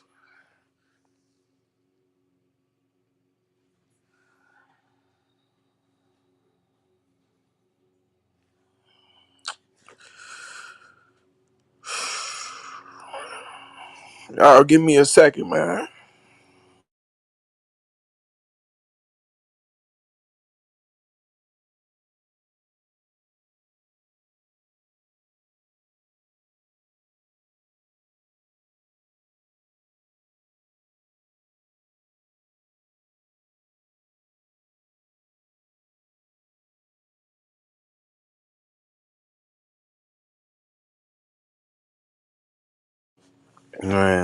Man.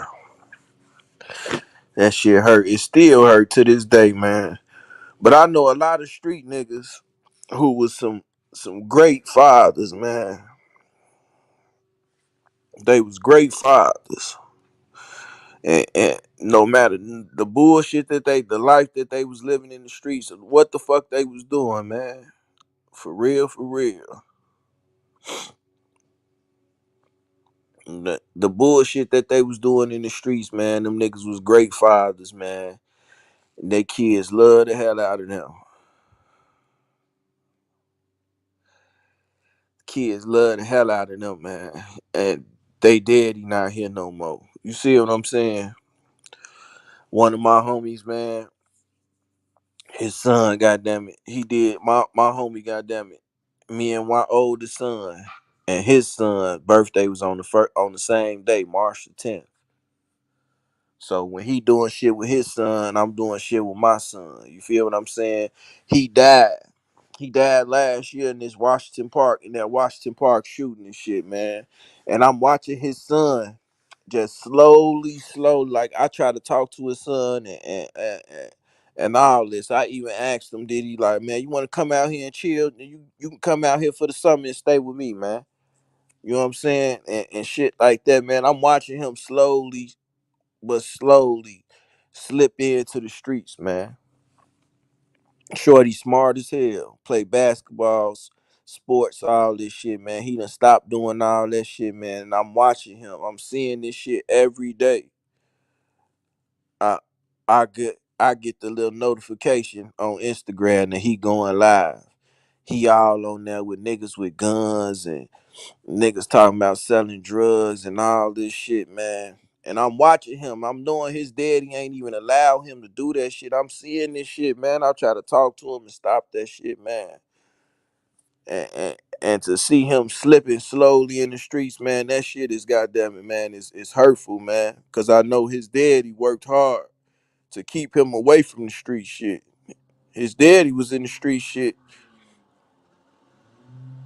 His daddy was in the street shit. So you know his daddy didn't want him to do the shit, man.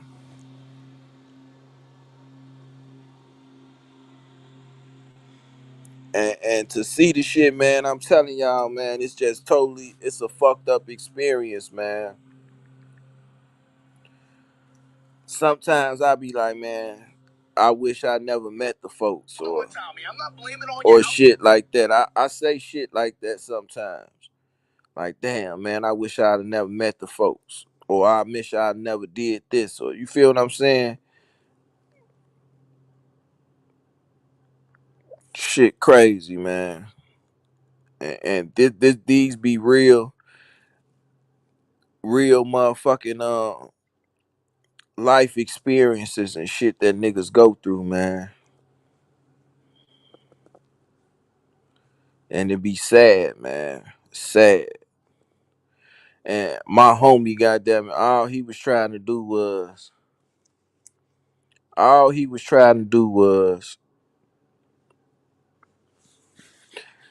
provide for his son and put him in a better situation and stop him from having the same life that he had, man. And then he died. And then soon as he died, the situation get to going like this, man. The baby mama, she don't even give a fuck. She just, man, she's like, she just gave up. She started drinking and doing all this shit, man. Like she's done drunk herself into a coma. Not literally a coma, but you know that she just stay getting drunk. I be seeing this shit on Facebook and shit, man. I see it on Facebook.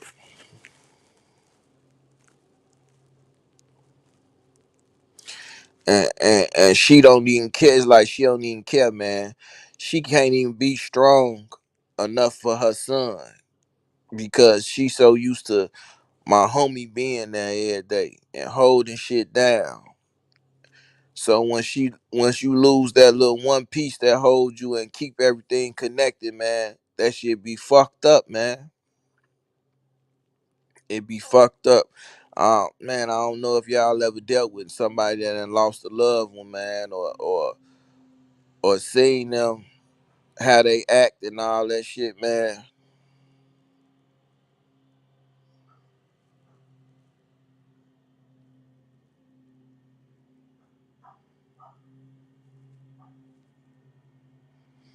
For sure, man. Man, it be sad, man. I hate seeing this shit, man. I hate dealing with this shit, man. And if I could have went back and and if it's anything that I could change, go back and change, man. If I had that time to go back and change anything, man, I think I'd have stayed. I think I'd have just stayed in my lane, or I'd have pursued if knowing what I know today, man, I'd have pursued school, stayed in school, man. Uh, I guess you can call it being a nerd or focus on business and shit like that. Fuck the streets, man. But when you young and you seeing money and all this shit come in, that shit get entertaining and it be fun and all this shit, and people get caught up.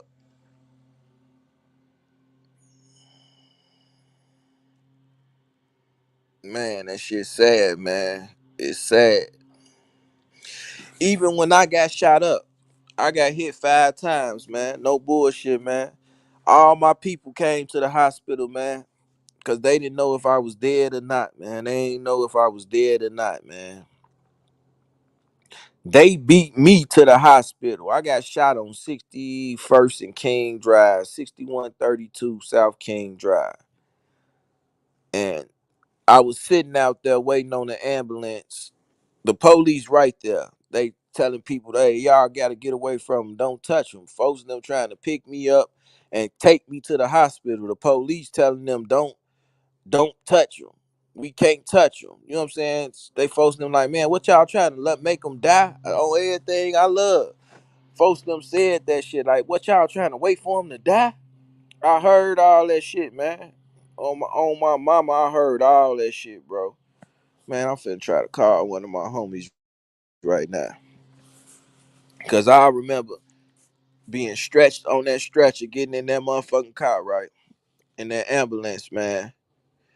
And my homie, goddamn it, I seen him come up. He bust through the thing and come up and look in the ambulance to see if I was still breathing and shit, man.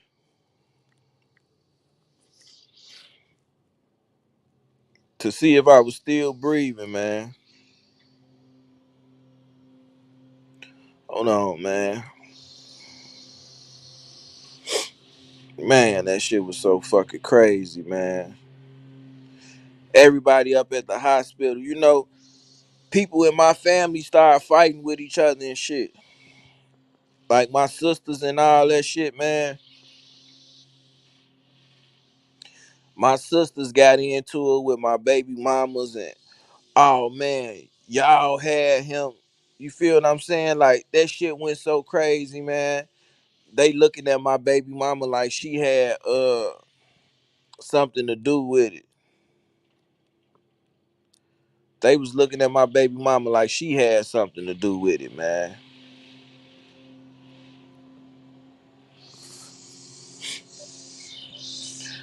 And she ain't had nothing to do with it. She wasn't even nowhere around and shit. So I got to seeing people like have people that'll make people start going against each other, man. Imagine I would have died, man. They would have swore my baby mama had something to do with that shit. On everything, man. They didn't know. It was just that them being so hurt that they was trying to put that pain on anybody.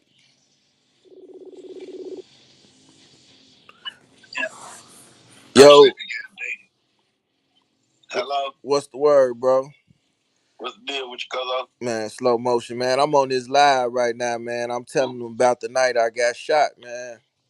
And how to, who? I said I'm on my red. I'm on this live on YouTube, and I'm telling them about the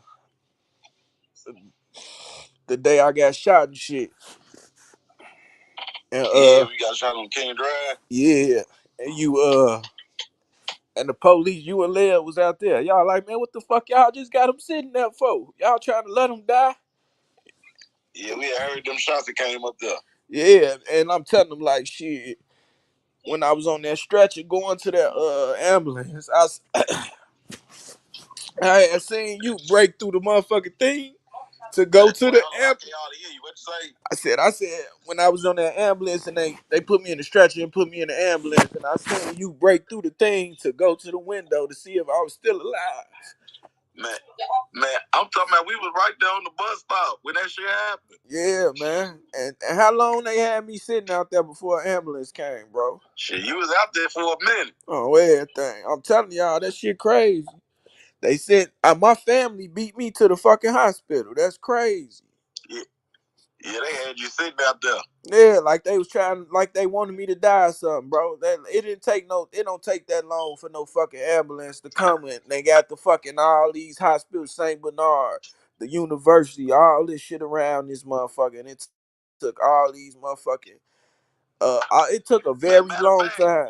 fact, I think at that time they ain't even had no trauma at the Not at the university. university. It wasn't no trauma. Man, that shit was crazy as hell, man. I just was on here explaining to them people, man. I'm like, man, it was two of my homies out there. Rest in peace, Big Lil and PT, man. They and we was different in different games, y'all. And they goddamn it was worried and checking on the nigga, trying to make sure the nigga was straight. Like, man, I'm just on You here. already know how we was riding. For sure, man. So I just want to get you on here, man, and cause I couldn't tell this story without shedding no tears and shit, man. Shit, I'm talking about. I remember the whole story. You was telling the niggas like I ain't from down there. They like, oh, you gonna have to take this one On everything and start shooting and motherfucker hit. Then the man, it was they emptied the whole clip and it wasn't no 30. It probably was like 15, 16 shots. I got hit 5 times. And then the rest of the bullet holes was in the doors and shit behind me, bro. On life, in them doors and shit. Like, man, this is a blessing to still be here, bro. Like, cause a lot of motherfuckers get shot one time in the leg and die. You feel what I'm saying? Man, that shit was crazy as hell, man. Crazy, man. And it's a real motherfucking story, man. I ain't on here to get on this motherfucker and tell y'all no bullshit and no lies, man. For real, man. And it was like, and then I'm telling them about Big Lil, man.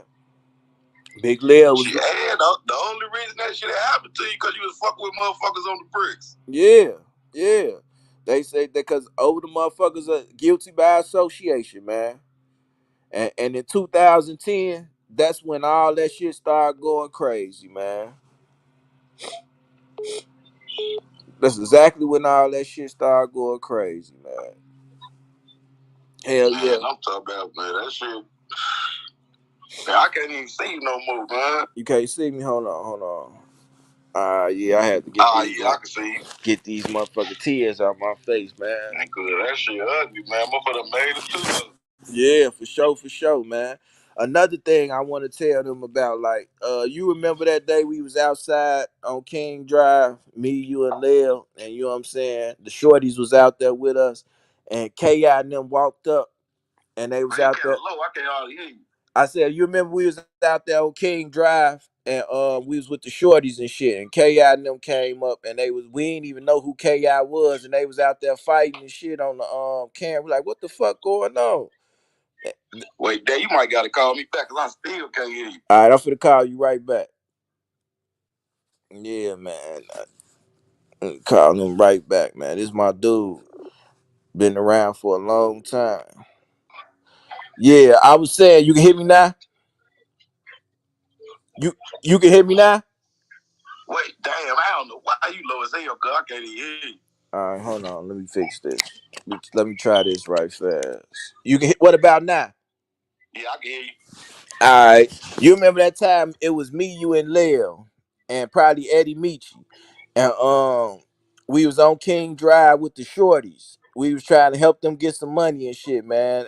And KI and them walked up and they start we ain't know who the fuck KI was or nothing, man. Hey, I got that video footage. Man, you gotta send it to me, man. Man, I gotta get it off this computer. I sure got that shit on video. What happened that night, bro? What happened when they walked up? Shit, this was the daytime. Them little motherfuckers came from around the corner, up around by Vernon, all this shit. Walked up, got to fighting. She was fighting. You know what I'm saying? Yeah. We just standing there watching and recording that shit. Yeah, we had it on camera, y'all. Like, man, this shit crazy, man. And we ain't know what the fuck was going on, but that was like the beginning of the start of all the killing and the drill and all that shit. Yeah. On everything. We was older than them, so motherfucker just looking at that shit like, oh, that shit crazy. Yeah, man. That shit crazy as hell, man. A real ass story. This is real shit, man. As soon as I get this footage off, I'm gonna send you that shit. Oh, hell yeah, man. That'd be epic, man. I'ma look out for you too, man, on that shit. And I got one more story that happened on King Drive, man. This was kind of funny, man. This will go get me away from my tears. This funny, man. You remember that car pulled? We was out there on King Drive that night. A car pulled up. A nigga hopped out the car. With the jail. Yeah, it was a bait car. Yeah, it was a bait car. I, Hell yeah. what I say, man, don't touch that car, man. He talking about what if it's Hey, bricks and pounds in there, and drove it hey, around the that was my corner. birthday. Yeah. Oh, and he went. Yeah. He got locked up that night. Oh, everything. Look at he was. Hey, Leo kept on saying that shit like, what if there's some keys in that car? Yeah. And he He got he hopped in he that got that motherfucker. motherfucker made it right to around the corner. They bopped his ass. Oh, everything. And he went We to want jail. fans to see what happened. This nigga get to call the motherfucker's name. Like, Oh, hey, come here, man. yeah. Come get my shit. That shit was crazy, man. That was a good ass man. We had some good ass nights out there on the drive, man. On some real nigga Man, shit, shit. man. Motherfuckers, now they'll never know how that shit felt. Hell yeah, man. They wouldn't even know, man. And that nigga went to jail. What he went to boot camp, man. And we got out like we used to always joke it, and that used to joke that we always brug up on his ass. Like nigga, your ass crazy, man. We was out there drinking, and this nigga hopped in the car. That nigga, Yeah, we was out there with half a gallons and shit. hell yeah, man. That nigga, how they pulled up, it was weird. They pulled up and hopped dead out the car and just hopped in another car and pulled off. Like, come on, man, what the fuck? What's going Hey, on? that was their scheme. They scheme, man. That shit was crazy as hell, man. That nigga went to On jail that night.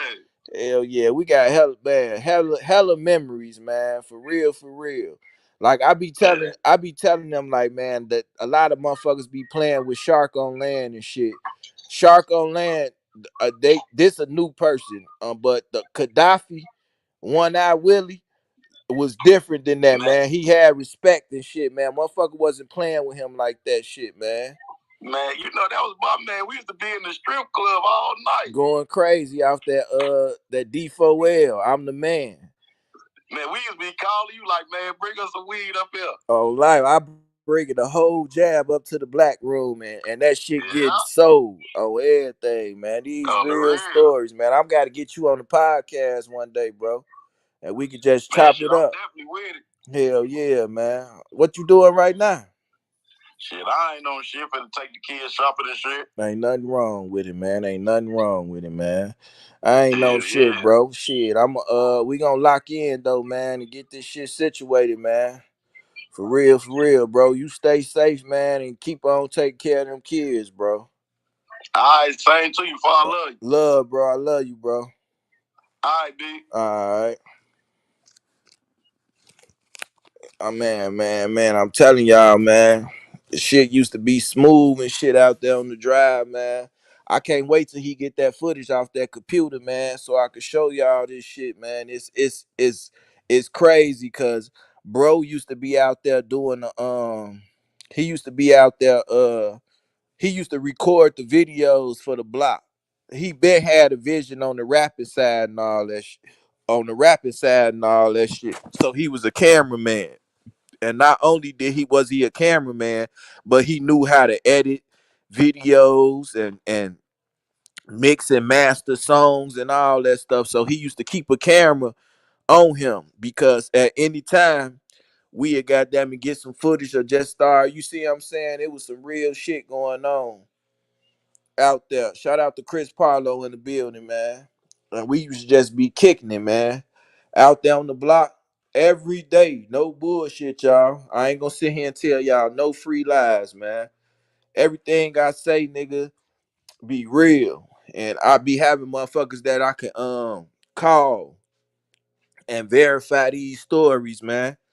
Like I be telling real stories. I ain't even start telling all the stories yet. I only told a couple of his stories, man. So once I really get to going in and telling these stories and all this shit, I know it's gonna go crazy on here, man. I know it's gonna go crazy on here, man. No bullshit though, man. I sit there, got shot, and the motherfucking police had me sitting out there about 30 minutes, man. Surrounded me and shit, but let nobody get to me. None of that shit, bro.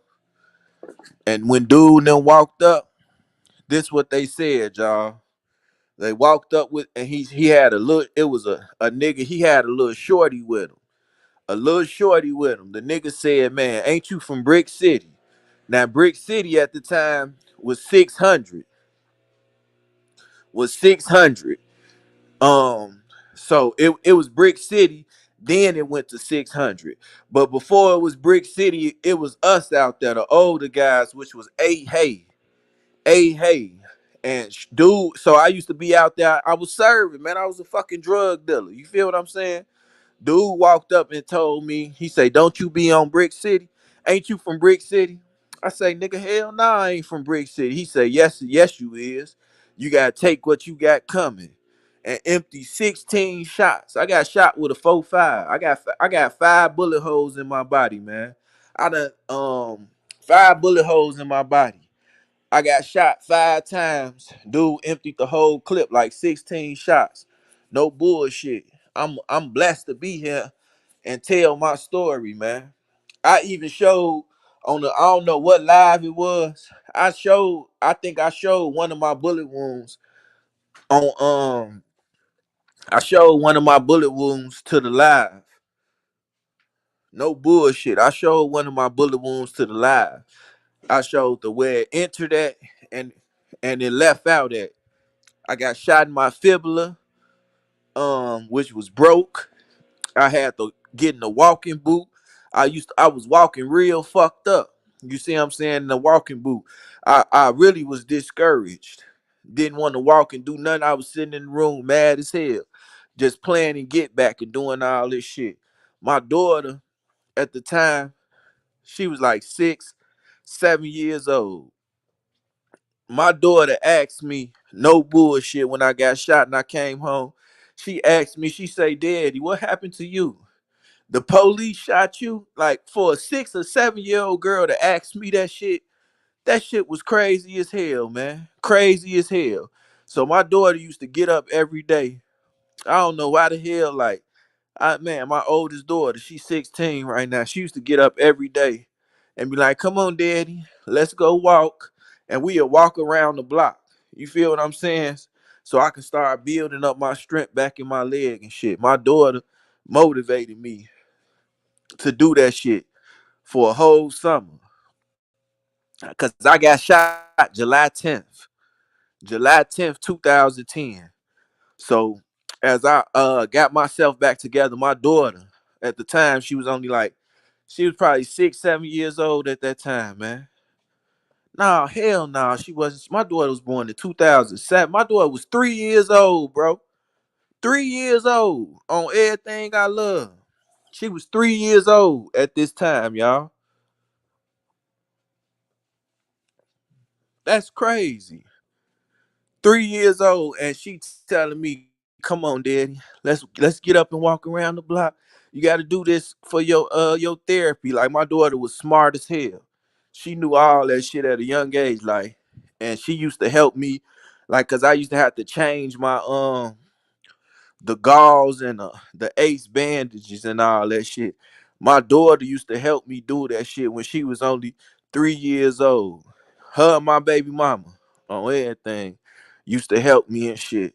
Like, I get up and go to the wash my ass and shit, and in the bathroom. Like, my baby mama used to be like, "Damn, you could see straight through you. Like, you could still see the openings in my, like, it was an opening in where the bullet holes was on everything I love." I was putting my baby mama was helping me. She was putting the aloe vera plant on there so that the wounds could close up and all that shit and shit like that, man. My first baby mama, man. No bullshit, man. I remember calling her, telling her, like, "Shit, man, I just got shot."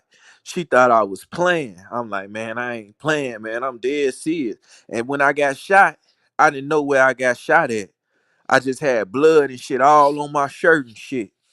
So I'm like, "Man, I think I'm probably hitting my stomach. I don't know where the fuck I'm hit at." I couldn't even, cause my adrenaline just was pumping so hard, man.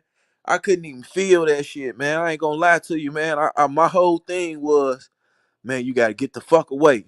Get the fuck away from them gunshots, man. On everything I love. So I'm geeked up.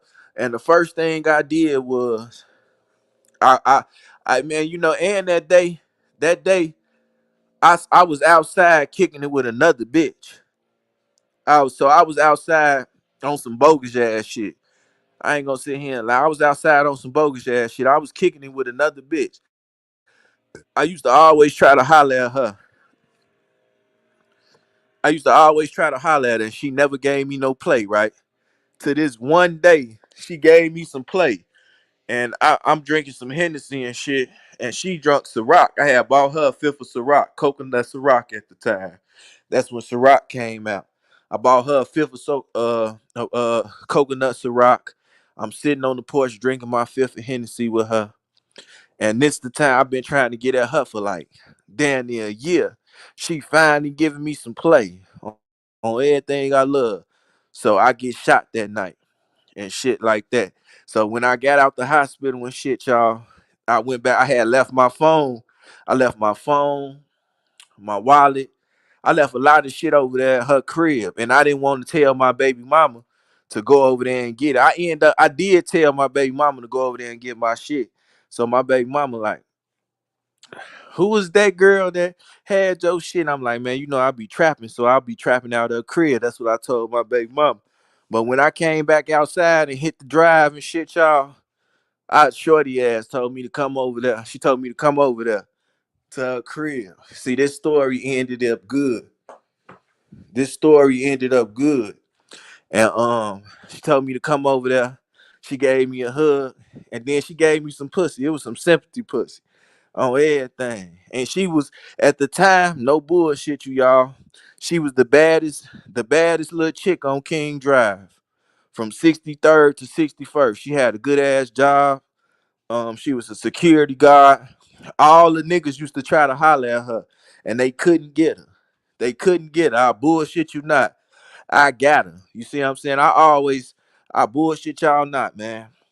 I always fuck around with a decent ass female. Like, I get the females that niggas be wishing they can get. You feel what I'm saying? I got her and was fucking with her and shit. You know what I'm saying? Like when me and my baby mama ended up breaking up, and I got in a relationship with her, and we was in a relationship for a year or two. But I got shot July 10th, 2010. October 24th, they raided her crib. Um, yeah, they raided her crib.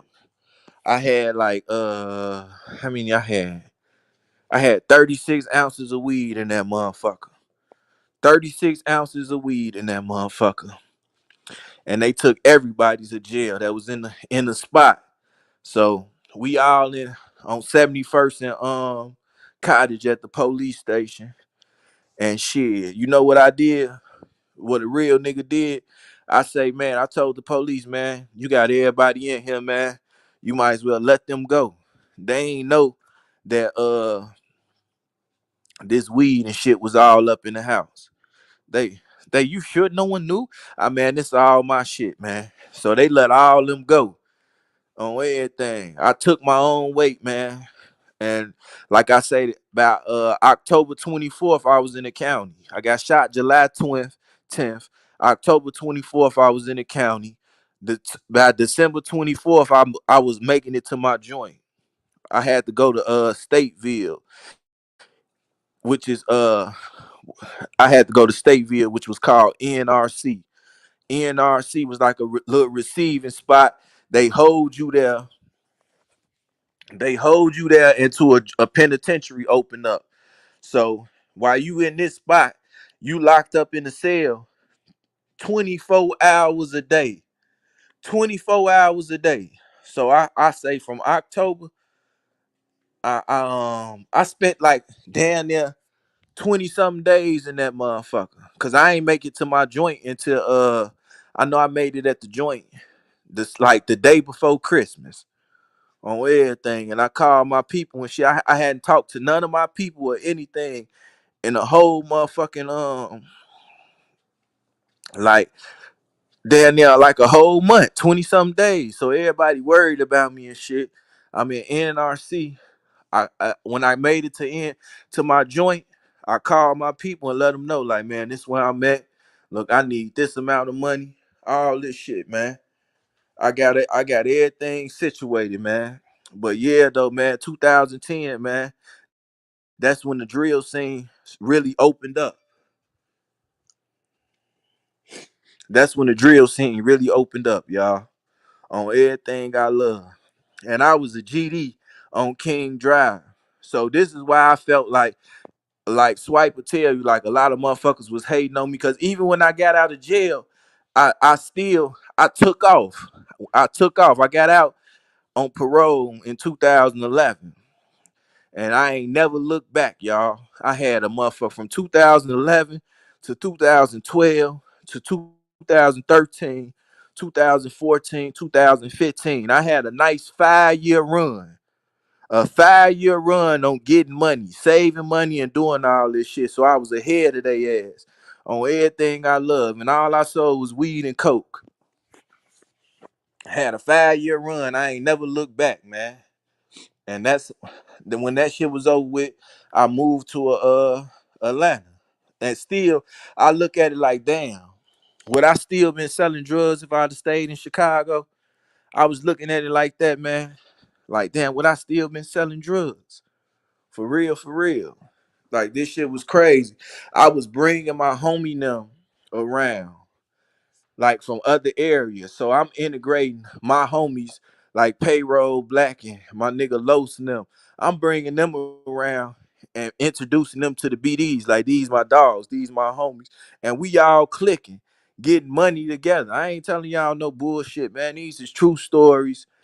They can be verified and all this shit. I got out of jail in 2011. I ran into a female, right? She used to buy weed from me. I had 2 for $5 on the Reggie and nickel louds. And I had $7 bags of cocaine. So Shorty used to come by.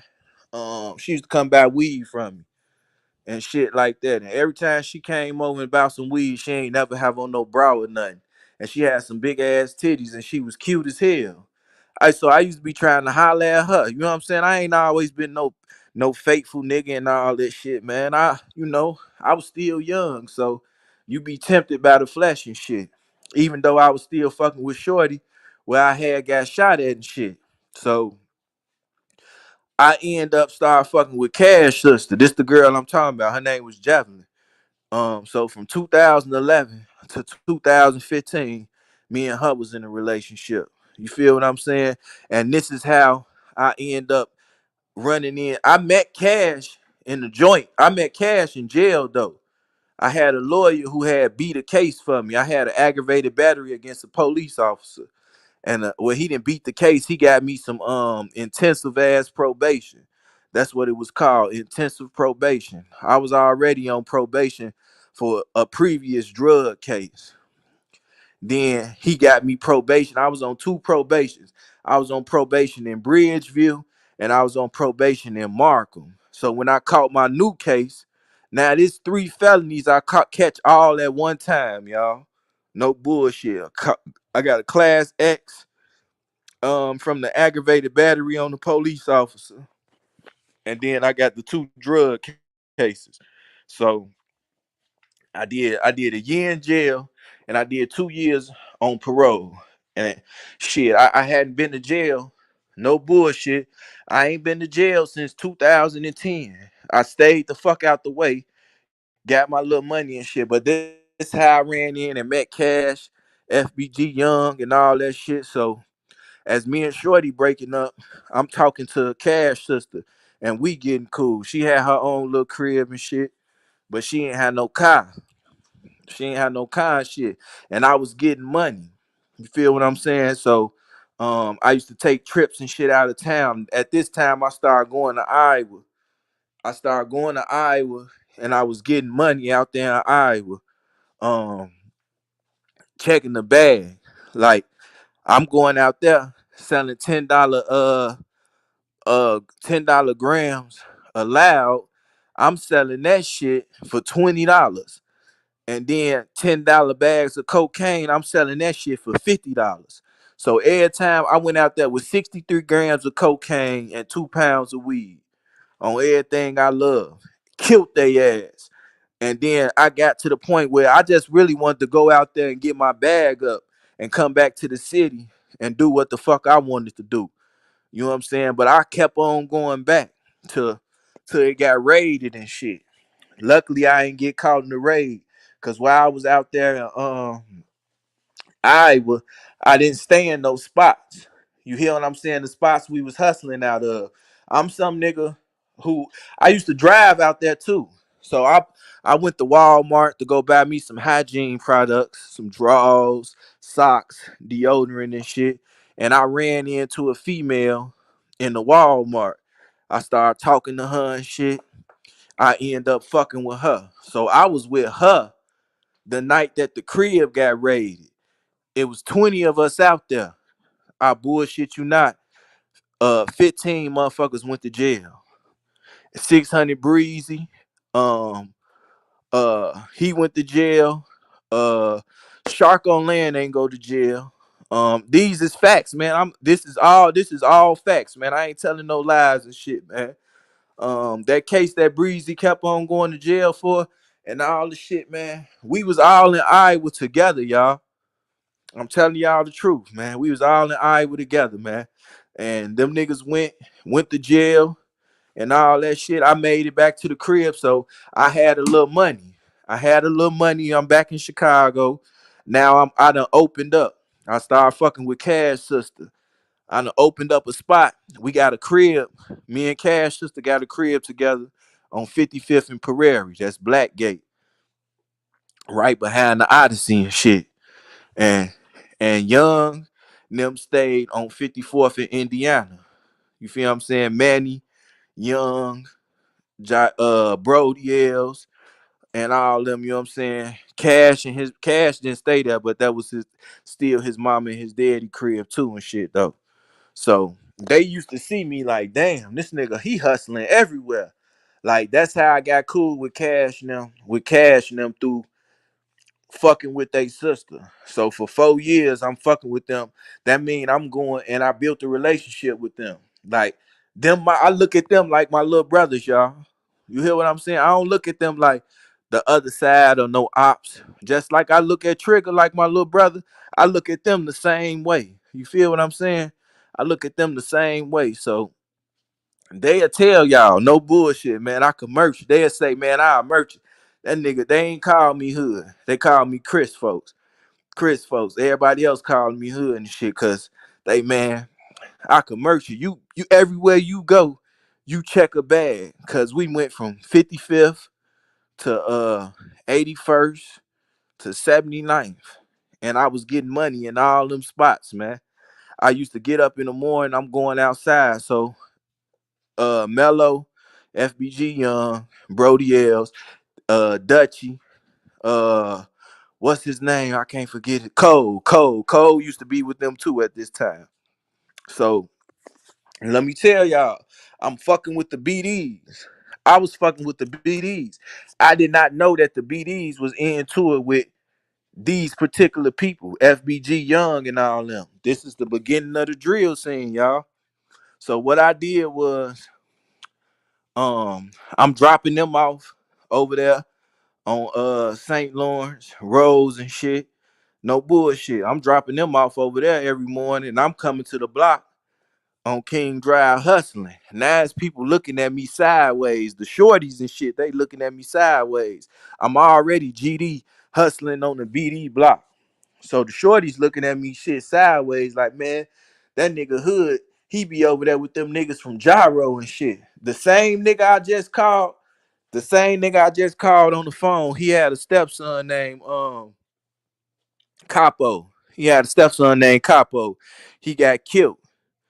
Capo was from he used to be over there with Richie Jerk now. You see what I'm saying? And he got killed and shit. So I'm telling them like I explained to them and shit. They like, man, that's his girl little brother now. Folks too old. He don't be on that goofy ass shit. So they like, yeah, you right. So motherfucker can't do nothing but respect me. for that shit.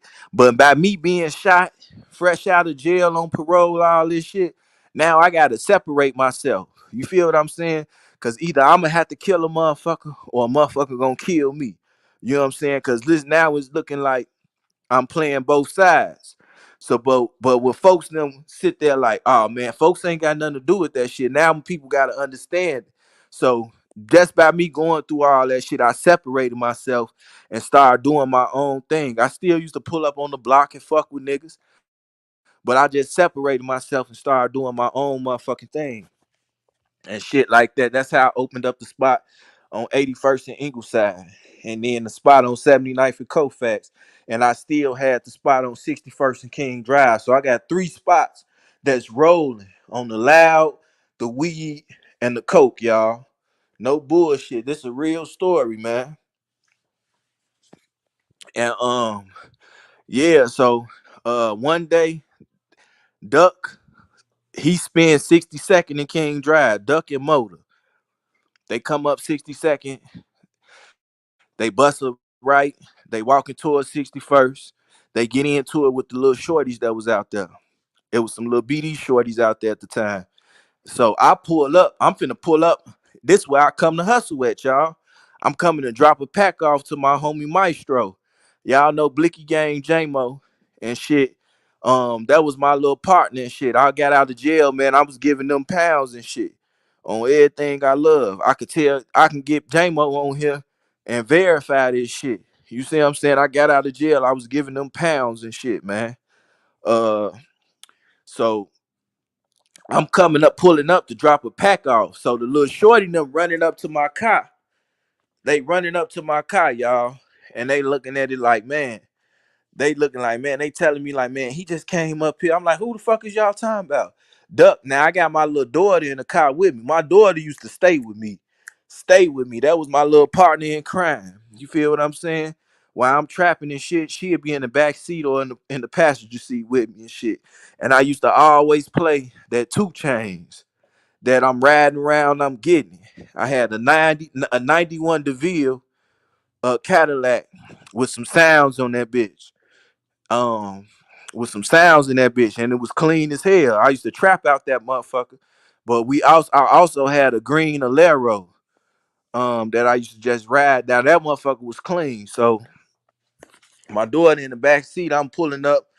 They run to the car. They tell me what's going on. I don't know what the fuck going on. So Duck, he thinking I'm finna get him a gun or something. He turn up. He what? Whoop de whoop. Ah, man, I hope this nigga don't blow. While I got my daughter in the car. So I hit up who I hit? I hit Young up. I'm like, man, what's up with your boy, man? He over here finna blow and shit. All he man, who? I'm talking about, I say, Duck. He man, let me call that nigga. So they call him. Like, man, do you know who that was you just upped on and what you was finna do? He nah, who was that? They man, that's Chris, man. That's Jeff boyfriend. And he like, so Duck, like, oh, I ain't know. He man, he say, man, tell that nigga to pull up on the block. So I pulled up over there on the block, man. Me and Duck chop it up and shit. He like, man, I thought they was all BDs right there. Know, man. It's a mixture of both. And I'm like, man, if you ever come up there, man, just hit me up and you will be good. He like, all right, for sure, bet. You know what I'm saying? Just like that. And and that's how me and Duck got cool and shit. So I started seeing him all through the spot, through the area, through the hood and shit. Every time I see him, we'll shake up and shit. We ain't even have to say nothing to each other. We'll shake up and keep it moving on everything I love. We had a respect for each other. And this a real story, man. And then after that, that's like when the violence it started turning up, man. It started turning up in the city, man. No bullshit, man. So I had a spot on 79th and Colfax. I used to throw parties all the time. Like I throw a party probably twice a month. Twice a month I had a house over there. 7927 South Colfax. So we in there playing. I had the BDs and I had Cash now, Young, all them in there while the BDs coming through. This why I say they wasn't into it with all the BDs. They was just into it with Chief Keef and Dirk and all them. Cause my homie them used to come through And shit, it was a mutual understanding. It was respect. Cause they ain't had nothing to do with that shit. You feel what I'm saying? So that's why I look at it like it wasn't no real smoke with all the BDs and all the GDs. But people started involving themselves in that shit later on as the years started going. Like people started jumping in and picking sides, y'all, on some real shit, man. But I used to have them niggas over there playing cards, eating chicken, drinking together with each other, man. On everything I love. I bullshit you not, man. And like they had a respect for me because I was with Jed for like 4 years, 4 5 years or some shit, man. We had a real relationship, man. Like shit. And they knew that I had love for their sister, and they knew their sister had love for me, man. On everything I love. And then one of their sisters had a baby daddy who was from Young Money. And shit, I used to be going down there fucking with them. Cause one of my homies named Juju, he was a stone. He used to be down there fucking with them. I used to pull up, me and him went to school together. We was on the same basketball team. So I pull up down there fucking with them and all this shit. This all while the war going on. But I was getting money, man. You feel what I'm saying? So everybody fucked with me, man. And I wasn't playing no sides or doing none of that shit, man. I done pulled up on King Drive and got young, King Cole and Els in the car with me. We supposed to be going home. I'm telling them like, man, I got a couple of bags I got to get off. I don't like taking bags in the house with me. Whatever I come out with for that day, I want to sell. So I'm like, man, y'all gonna have to sit in the car with me and shit like this. So I had to drink in the car with me. They started drinking with me and everything. We sitting on King Drive, 61st and King Drive in front of the courtway where I used to serve and shit, getting drunk, listening to the music, all type of shit, man. And I got young, fucked up that night. He was throwing up and everything. And the BDs ain't say nothing. They wasn't on no bullshit or none of that shit, man. It was smooth, man. I'm telling y'all, man. It just was different, man, than what it is today, man. And these is real stories, man. On some real shit, man. And I used to see Cash. Cash used to be coming through here, hit me up like, man, I know you having a party tonight. I could slide through. I'm like, yeah, you good. Ain't gonna be no bullshit. It don't never be no bullshit with my parties and shit. Cash used to slide through. You know what I'm saying? Like for real, y'all. I got a understanding and I got a relationship with a lot of these motherfuckers that's in the drill on the drill scene, man. And they all respect me no matter what, because I ain't never choose no sides or none of that shit. I stayed in my own lane, nigga, and I did my thing, nigga. So they respected me off that shit, man. This is a real motherfucking story, man. I ain't gonna tell y'all no bullshit. I'll never get on here and tell y'all no bullshit, man. On everything I love. And I got in my messages from Facebook, right? Before Cash died, I had made that song with my girl, with Tika, that you can count on me. Count on me. Cash was supposed to jump on that shit, y'all. I bullshit you not. I could show y'all the messages from my motherfucking Facebook and all that shit, man. He's supposed to jump on that shit. You see what I'm saying? Like, man, that's how cool we got.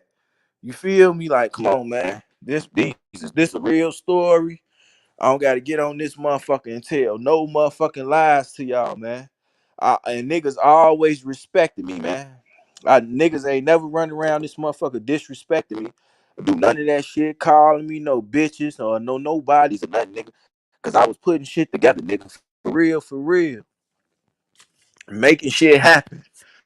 Oh yeah, and I skipped a very important part.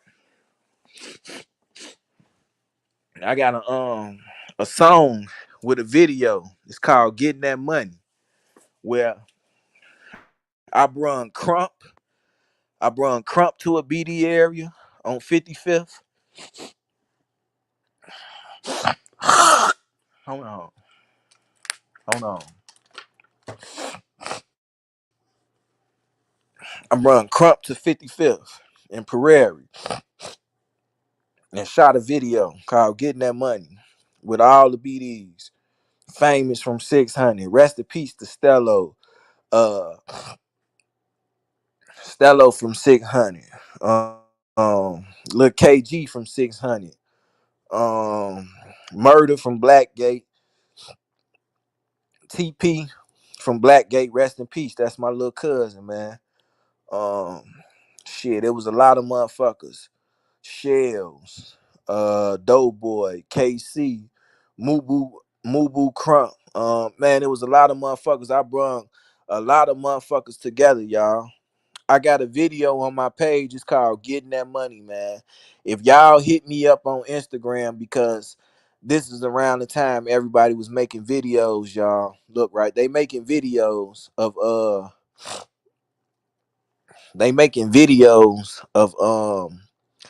in the cribs, they jumping around with their shirts off with guns and shit. I didn't want to come with that same image and shit like that. So I started rapping. This was the first. I made one song called "Getting That Money" and I stopped rapping. And I ain't make another song till last year. So I came out with that stunt and all that shit, y'all. And Mexican and all that shit. Like I did.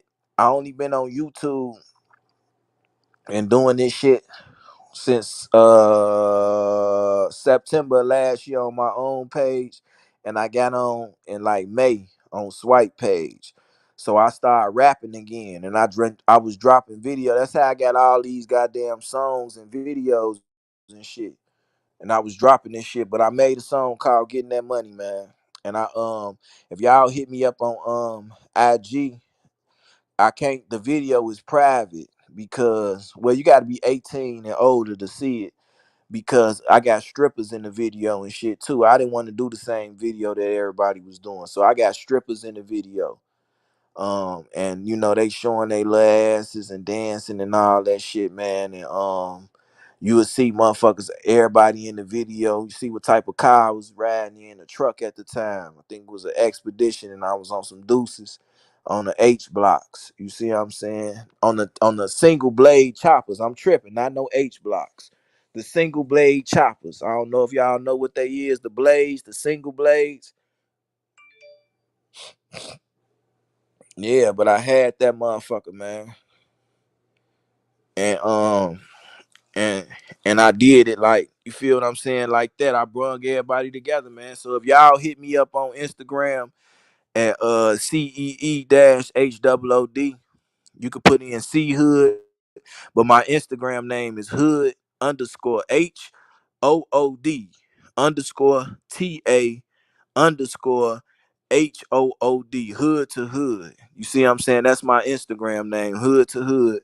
And on my YouTube, I mean, and you can put in CEE dash HOOD, all capital letters. I'm popping dead up on IG. Y'all hit me with an inbox.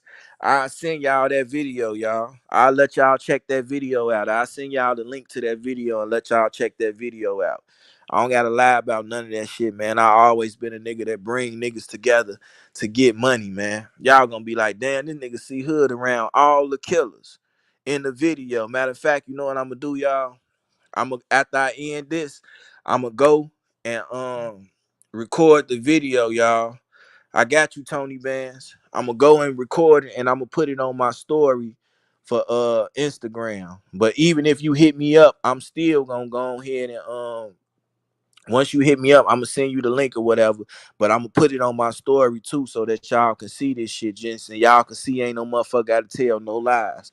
Like the killers and the shooters, they always fucked with me and respected me, man. They always fucked with me and respected me, man. I ain't gotta tell no fucking lies, man. So that's why when somebody get on this motherfucker and they disrespect me, man, I laugh at that shit, man. Because the same position and play they was in, NO, I got you. I got you. NC, I mean, I got you. Tony Blaze, Bands, I got you. On everything, man. They always respected me, man. I ain't never had no issues with nobody except the one motherfucker who shot me, and he was a shorty. And he shot me on some guilty by association type shit. And I could, matter of fact, I could talk about this too. I ran into Shorty again after he shot me. That nigga pulled up on the store, y'all. On 61st and King Drive, we had a store that sold loose cigarettes and blunt. Everybody in the hood went to this store. I used to trap in front of the stores, y'all. It was three stores out there, three stores and a laundromat. So it was a wait, hold on. It's a clinic. It's a clinic. Is a one store that sell nachos, ground beefs.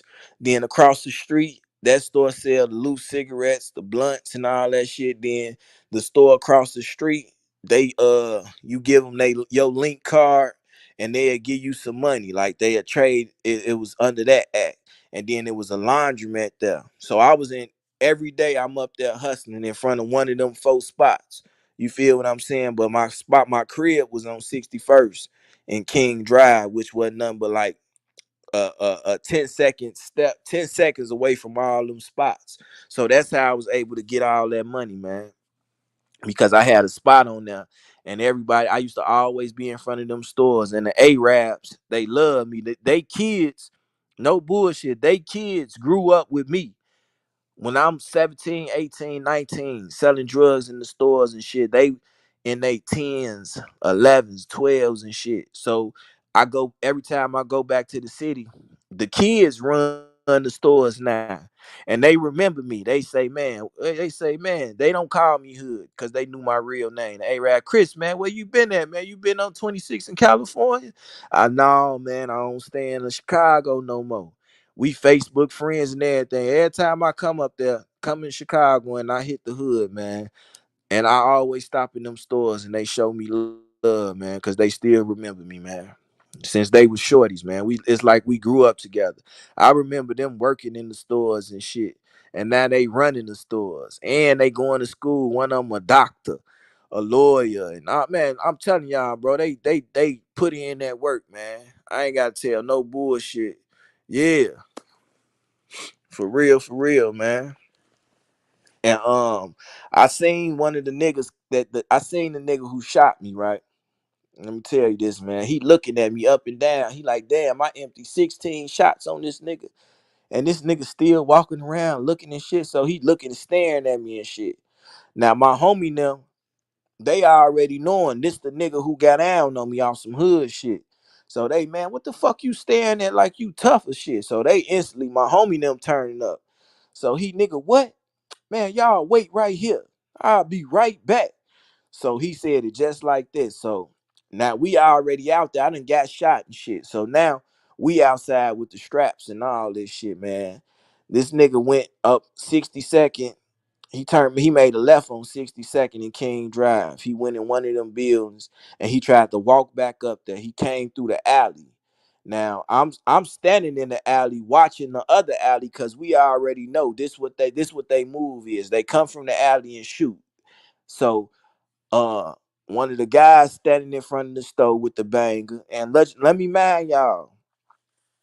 Let me tell y'all, it was a big ass camera on 61st and King Drive, where on the corner we used to serve on. It was a big ass camera on that motherfucker. So the camera caught all this shit, man. Um, dude spent the corner. As soon as he spent the corner, man, we tried to get his ass out of there, man. That motherfucker heard so many shots coming his way, he just ran back in the alley. The nigga ran so fast that when he turned around, he dropped the gun. He dropped his gun. He didn't even try to pick it up. He just kept on running, man.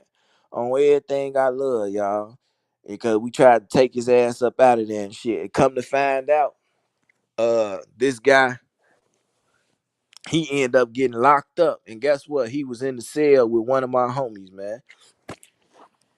With one of my homies, man. Hold on now. I got another. I'm finna this exclusive, man. Let me call him and tell him that he got out. He told me, like, man, that nigga that shot you, man, I was locked up with that nigga, man. I had to whoop his ass, man. He was in there bragging about that shit. What? Yeah. I'ma tell him don't say no names or nothing, but This a real story. I hope he pick up, man. Call him right now. And the nigga that I was with, he ain't no BD. This my homie. He ain't no BD. He ain't no GD. He a maniac. He a Mexican. He a black dude, but he in a Mexican gang. So y'all know he crazy as hell. He was one of them black motherfuckers that was in a Mexican gang.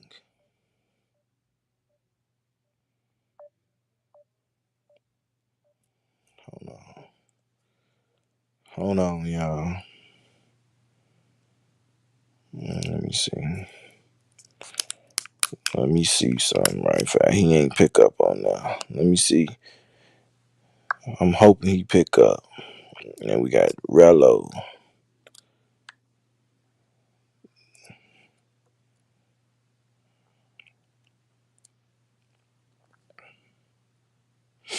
Let me call him right quick.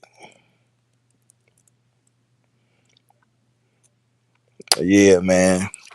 He ended up running into the nigga in jail. The nigga was bragging about it. And he ain't know me and folks was cool. And folks ended up beating his ass in jail.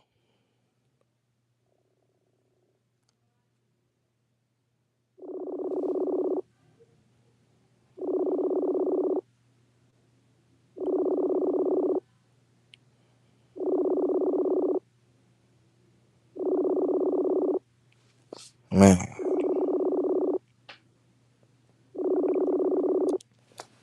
hold on. I got one. I got one more number.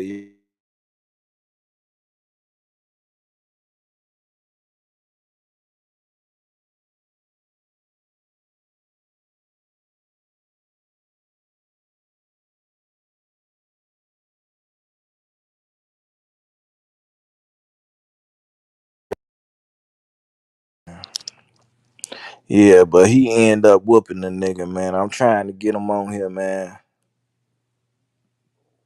This nigga got motherfucking about 6 Facebook pages, man.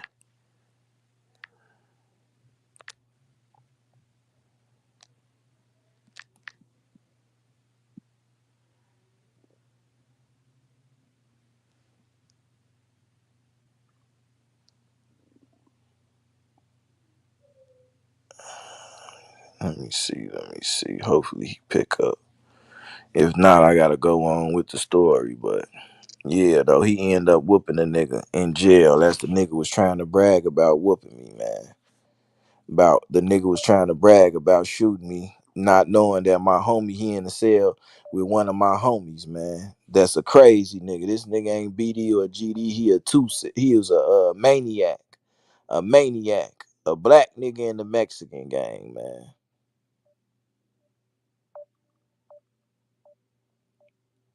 I got real motherfuckers that fuck with me, man.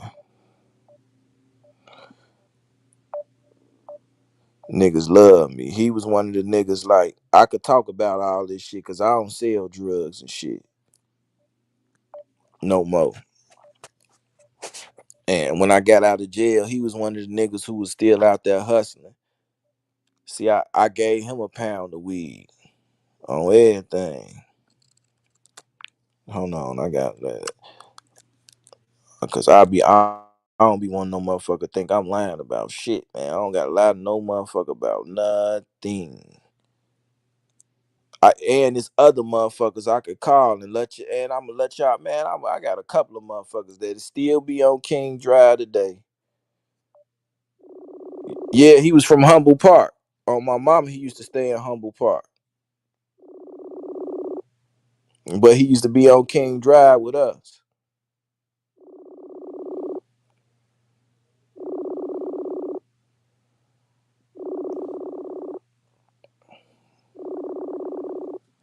Mm.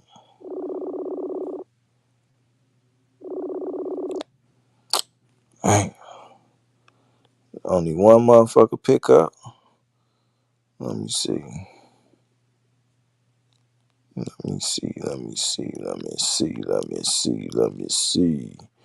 Watch, they gonna call me back when I'm off this motherfucker, man. On the real. Y'all be patient, man. Hit that like button, man, for me. Hit that like button, share this video, subscribe to the page if you're not.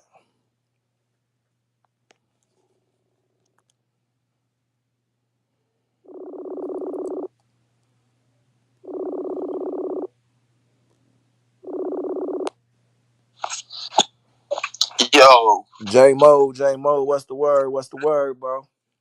what's up, big guy? How you feeling? Man, I'm good. You good? Hey, I need Mookie information too, man. Hey, but I'm on my live on my podcast, right? You remember I got out the joint in 2011? 2011.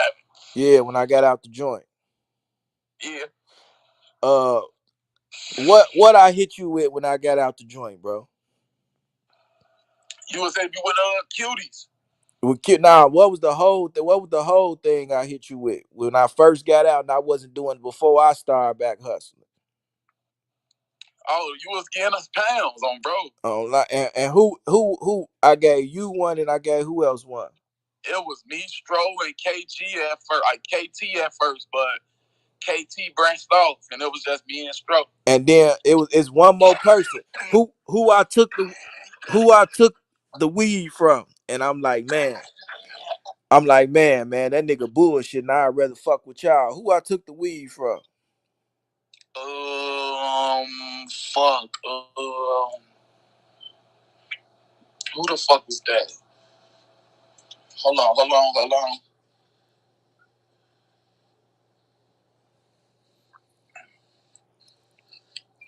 Um,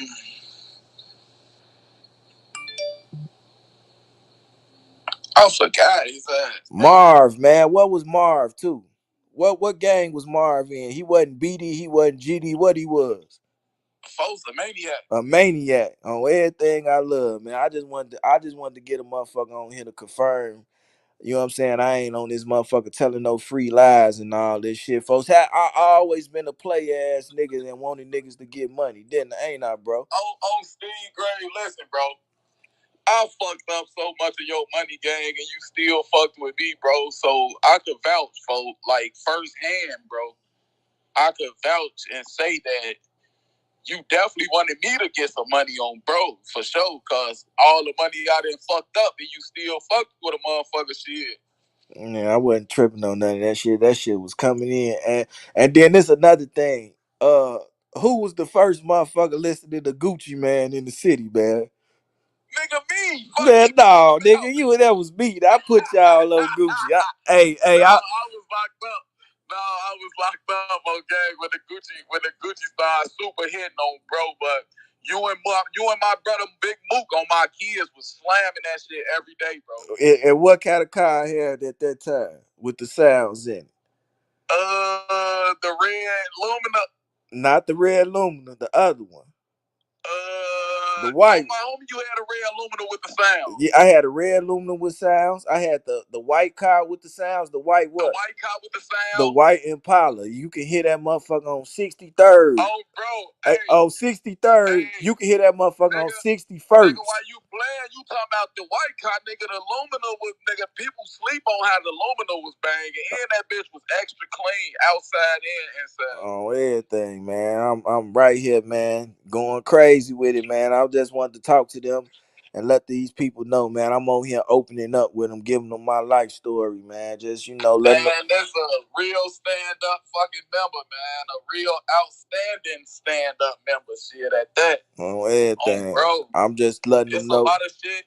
Look, the area we come from, it's a lot of people that got the shine, so the people on the back end don't really get seen, but motherfuckers ain't lying, bro. You know what I'm saying? Motherfuckers well connected through the hood for sure. No, for sure, man. That's love, bro. I just wanted them to hear you say this shit, so they won't think I'm getting on this bitch telling them no free lies. I'm breaking it down, man, on some real shit. And then everything I'm talking about, you know what I'm saying? I don't do the shit no more, so I can't go to jail about the shit, and it's my life. Right, so you talk about what you do, shit. You don't do the shit no more. Exactly. So I could talk about it and shit, man. Hell yeah, that's love, my boy. Make sure you send me Mook information, man, so I can hit him and make sure he decent and shit, and he can be chopping it up and talking to me and shit. You know that. I'm finna text it to you. Matter of fact, right now, I'm gonna send you a picture of his ID number and his name and shit. All right, love, bro. Stay smooth. You know it. All right. Yeah, that's one motherfucker right there, man. I called another motherfucker. He picked up. Everybody ain't pick up. This one motherfucker said, hit you in 10 minutes. I'm going to call one more motherfucker, y'all, just so y'all can see. This one more motherfucker I'm finna call, y'all. Y'all be like, damn, this nigga Hood ain't lying. I'm certified. And J-Mo BD. So, and I was GD at the time. So, and this person I'm calling BD. Watch this shit, y'all.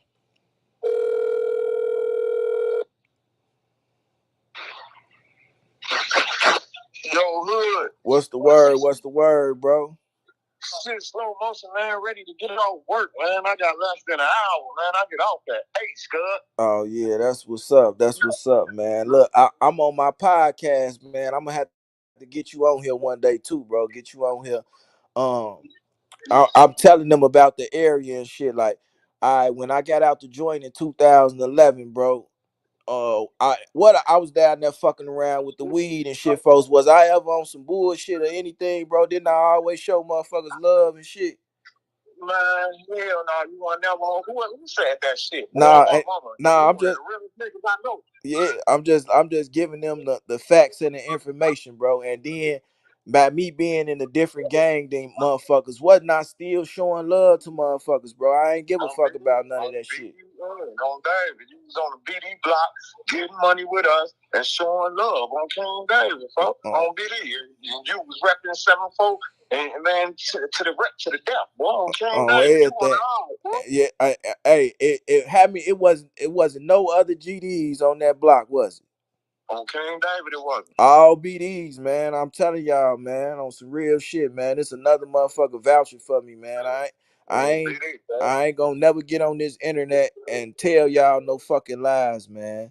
And man, bro, I need you to pop on my podcast too, man, on some real shit. All you gotta do is just let me know when you're ready. You know what I'm saying? So I can, you know what I'm saying, get myself prepared and shit. Let me know what day and shit. You know what I'm saying? So I can really let you know like where I really had the leisure time to do it, because you know, but I'll be working and shit. So you know, I most definitely don't mind. You know what I'm saying? Jumping on your podcast, cuz. Oh yeah, for sure, man. That's love, bro. Go ahead, knock that shit out, man, and hit me when you get off, man. We gonna chop it up. All right, for sure. I got like 40 minutes left, cuz. All right, fool. Stay smooth, man. Hit me. For sure, see. All right. Yeah. See, man, I can call motherfuckers, and this same motherfucker that I just called, man, y'all gonna be like, damn, I just seen him in Whoop De Whoop video. Like, come on, man, motherfuckers fuck with me, man. I don't like. Hey, like you could say I'm a nobody, motherfucker say anything, and I know motherfuckers just saying that shit because they was mad and shit. But man, bro, I put in my own work out here. I ain't piggyback off nobody, man, and I put niggas in positions to win, man. For real, man. Everything I do, nigga, is 100% solid, nigga. So if I come at somebody like a King Yellow or anything, man, that's because I believe that he ain't standing on business like a real nigga, and he doing shit like clown shit, man. So I be happy to come and expose this shit. It ain't no motherfucker in the city that's gonna say I did some bogus ass shit. Some bogus ass shit. And you know what, bro? I'm finna call one of the Cash brothers, man. On my phone just go. I'm finna call one of the Cash brothers too. So y'all can see that I don't gotta tell y'all no lies. That's what. How many people just vouch for me? 3 right there. I don't give a fuck. I'm gonna call and everything because I don't like motherfuckers playing with my name, man, and trying to make it look like I'm some soft ass, goofy ass nigga, man. Or I'm just here, man. I'm the realest, one of the realest niggas to ever do this shit, bro. Right, Yeah. Brody. What's that word? What's the word? What's the word? Hey, I'm on my podcast too, bro. I just want to verify something, right? What was our ain't you who is you, bro? Ain't you FBG Cash, little brother? Yeah. Bro, what was our relationship, bro? Like, wasn't you like my little brother, for real, for real? Yeah, for sure that. You already know it. For real, for real. And everywhere I went, you seen me going, bro. What I was doing, bro? Yeah, so you was around anywhere motherfuckers stayed at, 55th, 79th, so you all through that bitch walking, serving, bro. On everything. Now you said it right on the head, man. I love you for that, bro, man. I just want to prove to these people, man, because motherfucker tried to get down on me like I'm a nobody or something, man. And I've been putting my work in, man. Yeah, for sure, so, folks, from motherfucking 61st to 55th, 79th, folks. That's why I know you to be at, folks. Everywhere you was at, folks, you was around that bitch serving, folks. On everything, on everything. And this man, you know what this man told me, man? And we used to be Wow. in the crib. I'm talking about you, what you told me. We used to be in the crib talking this shit. You said, man, I'm gonna be the first motherfucker get some money and do this Yeah, shit. for sure, so you already know that, folks. Oh, You already know and how, you folks. did that shit, man. And I hit you. I say, man, I seen you. I say, man, that shit feel good, don't it, bro? As you say, hell yeah, man. Like a lot of motherfuckers be on the internet. They try to discredit me and shit. Be like, cause I fuck with swiping and all that shit. But a motherfucker can't do none of that, bro. Cause I keep it real and I stand on my own. We our own fucking mans, man. I just want to let that shit be known, bro. I love you, bro. Keep doing what the fuck you doing, and you know it's gonna always be love, boy. For sure, love, bro. Love. Uh, No. See, man, I'm telling y'all, man, I don't gotta tell y'all no fucking lies. No fucking lies. Everything I did, man, I can prove this shit, and I'm a stand up nigga, man. On everything, man. Niggas vouch for me and fuck with me, man. For real, man. So all around the board, man, I'm gonna do what the fuck I need to do and how I need to do, man. And for the people, and nobody ain't never played with me in the streets, man. The one motherfucker who shot me, man, that was what the only motherfucker that played with me. Ain't no motherfucker played with me in the streets, man, because they knew I had either I'm gonna get down or I got 1,000 motherfuckers behind me that fuck with me, man. I got 1,000 motherfuckers behind me that fuck with me, man. I just don't do the gang banging and the bullshit no more. I changed it up, man. I'm coming with my message, man. My message is I am somebody, man. And I want people to realize and understand that shit, bro.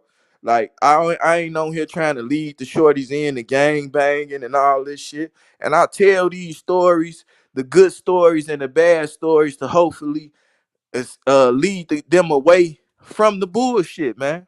Lead them away from the bullshit and let them know it's not worth it, man. It's not worth it, man. Continue to do what you do, grind, no matter what the fuck you is. If you goddamn it walk around and pick up dog shit all day, be the best fucking dog shit pick up motherfucker you can be, man.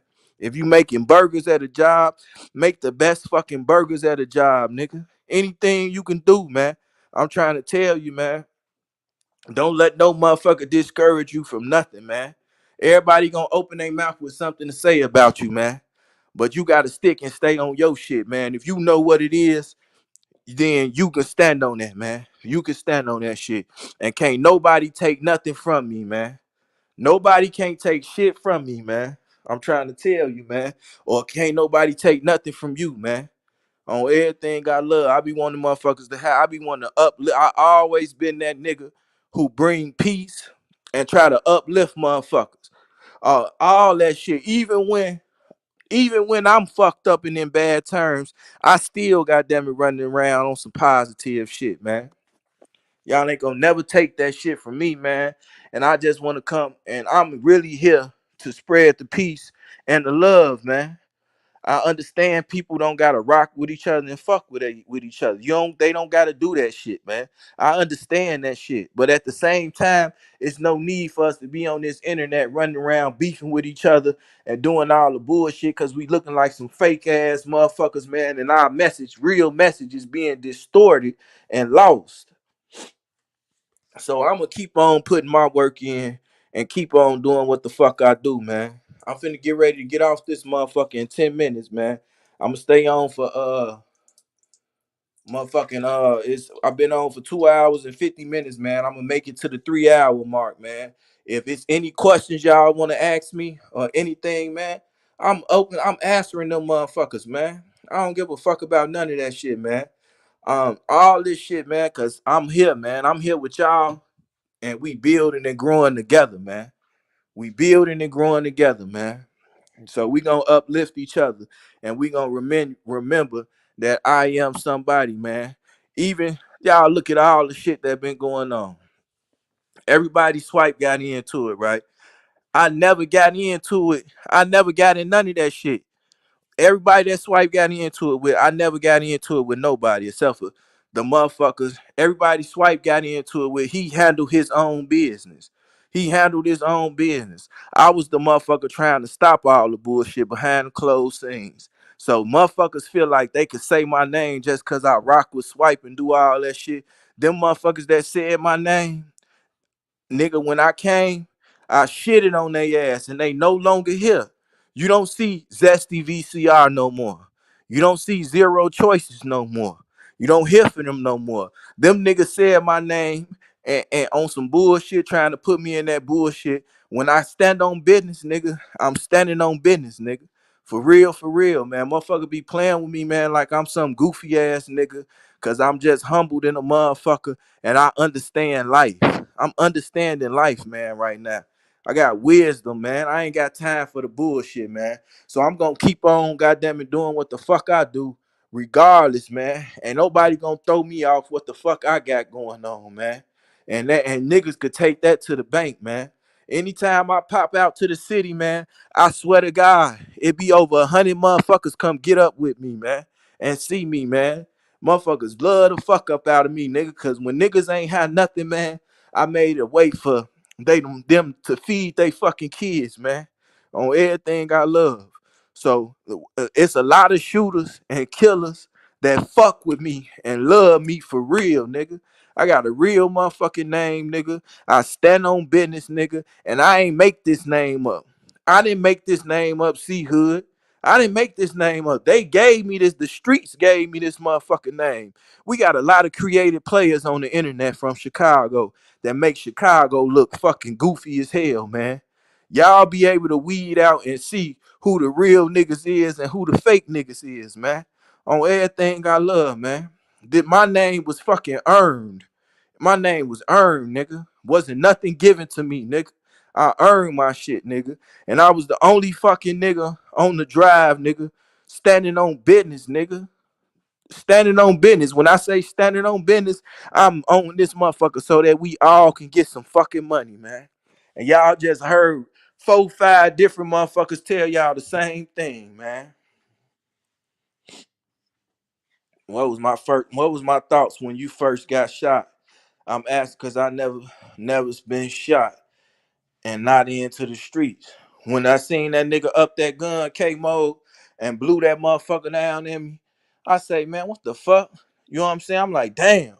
It was July 10th, so you know firecrackers and shit was still being shot in Chicago. They still shooting fireworks and stuff.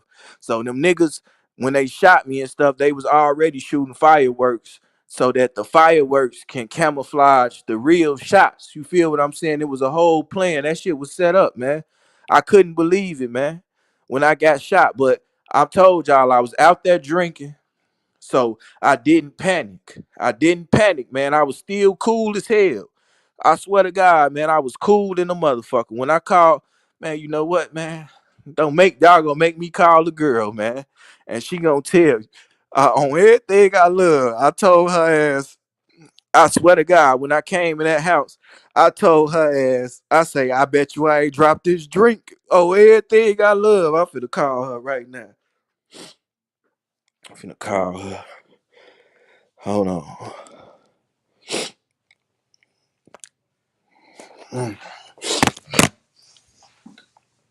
I say, I bet I ain't dropped this drink. And she started laughing on everything. I was still calm, y'all.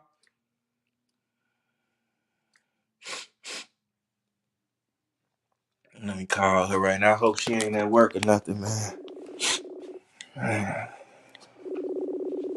On everything. Watch this, y'all. I hope she pick up this phone.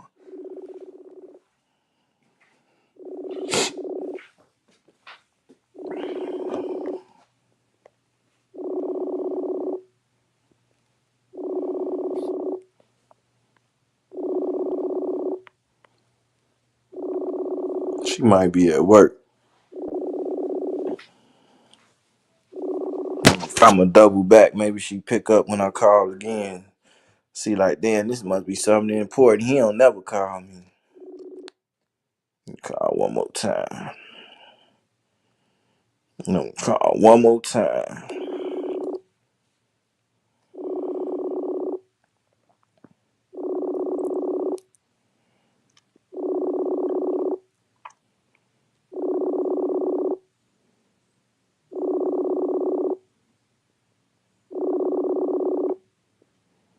Mm-hmm.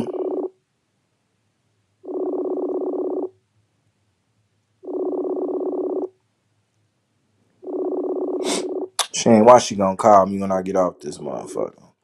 On everything I love, I ain't panicked, man. I walked in that motherfucker. I say, man, I called my baby mama, but the first thing I said was, she was like, "You shot?" I'm like, "Yeah, I'm shot. I don't know where I'm hit at." I called my baby mama and told her I was shot. And then I looked over at Shorty when I got off the phone with my baby mama. I'm like, "I bet you I ain't dropped this motherfucking drink." And we started laughing on everything I love.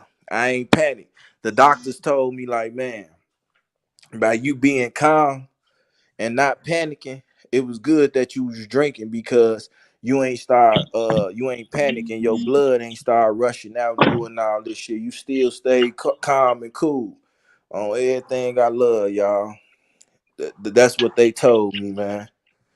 So hell yeah, y'all just got a first hand. I ain't never really did none of this shit. Called nobody and got shit verified and all that shit. But I did it for y'all, just to prove to y'all, man, that motherfuckers is 100 over here. And we gonna continue to do what we do, man. We building each other up and grinding, man. And this shit ain't gonna stop, man. For sure, man. Kenny, what's the word, man? You just missed the whole. This shit was classic, man. Man, I know You just shit. missed the whole. I end up coming to Chicago and shit, man. Left my charger and shit. Oh, you left your charge. Hell yeah, had to find this charger still ain't working though. Mm. Y'all got enough juice, yo, to fuck with you. Oh, hell yeah, hell yeah. I'm What finna you was go out talking and come back. I'm finna go out and come back in. My volume low. about? Yeah.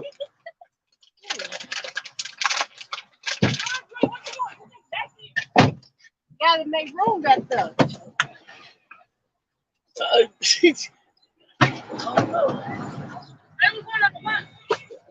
don't got no way to squeeze. Hold on. Put the chairs up there with me. You down, so right here, get in first. Man, this nigga, I'm sure is lost. I'm trying to see shit. Yeah, I had to come see my son off of prom. Telling y'all about that though. They just pulled off. I'm trying to charge my phone though so y'all can get to see it. But man, it looking good. I'm pissed off. This I left my damn charger. Man, but yeah, I'm gonna get some pictures, send them out, whatever. Just need to see her come back. I don't even know what y'all was talking about. Okay, that's good. We're gonna get right there. You talk about the now, y'all got older, y'all start talking.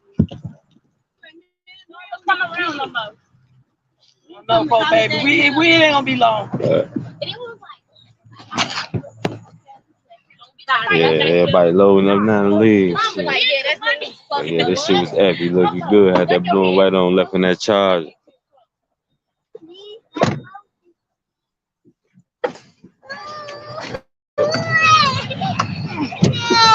Maya, turn around, be quiet. When you get back, when I get Don't stable. start that because you ain't been crying. Don't do it now. I'm gonna hop back on. Get up, Maya. Oh, you gone on with that.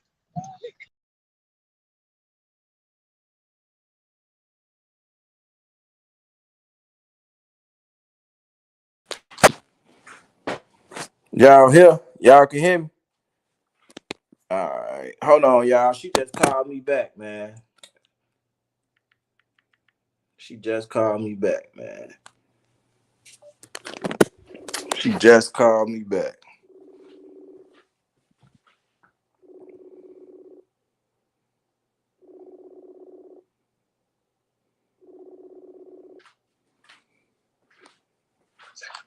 Hello. Man, I wasn't even. I had the shit on mute, man. Would you say that shit one more time, please?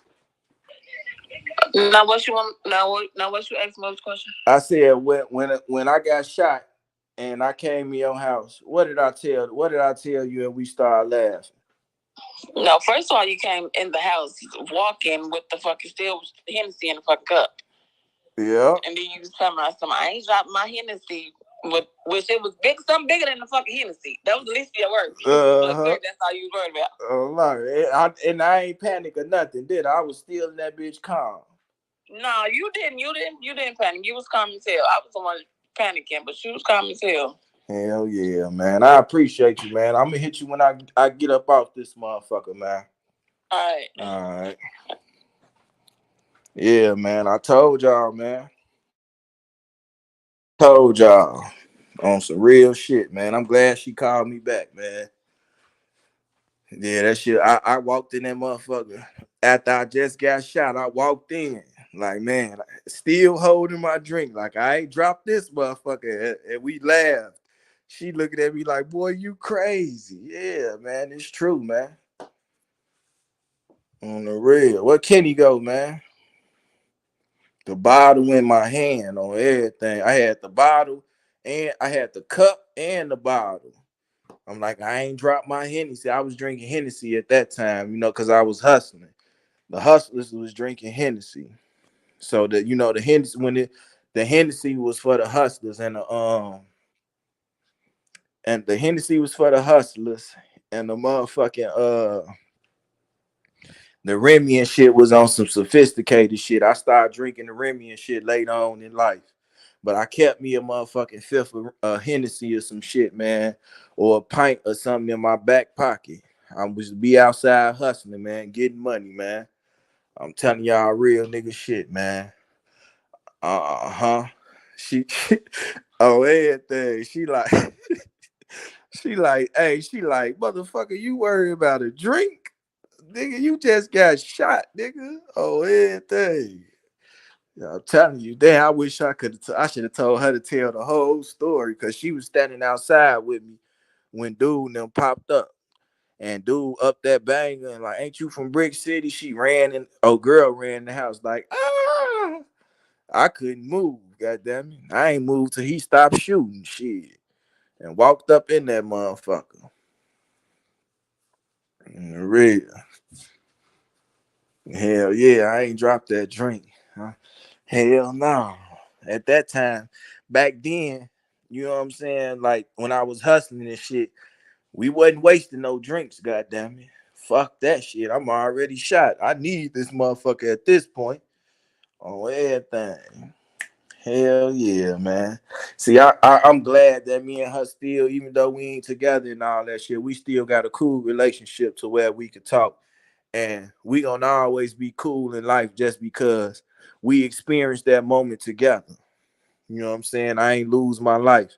And that was the first day of me. Like I always used to try to holler at her. She used to walk by. She used to walk by, right?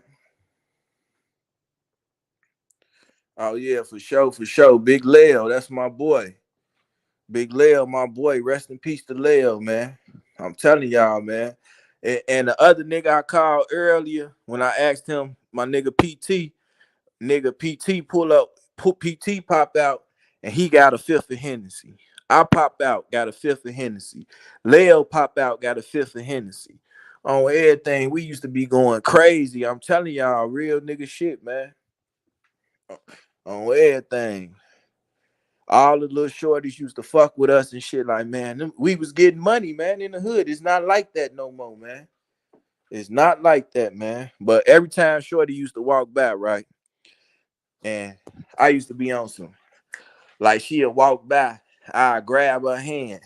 Like, damn, man, that's what you want, shorty. Talk to me one time, man, for real. I ain't nothing like the rest of these niggas. She'll laugh and keep going. Like, boy, you crazy. How you just gonna grab my hand? And then one day, she was walking in the store, and I stepped in front of her. I'm just standing there. I'm like, man, you gotta talk to me today, man. Fuck the bullshit. And she told me, like, boy, you always trying to holler at me. Don't you see I got my kids with me? You can't talk to me when I ain't got my kids. So the day that I got shot, she ain't have her kids.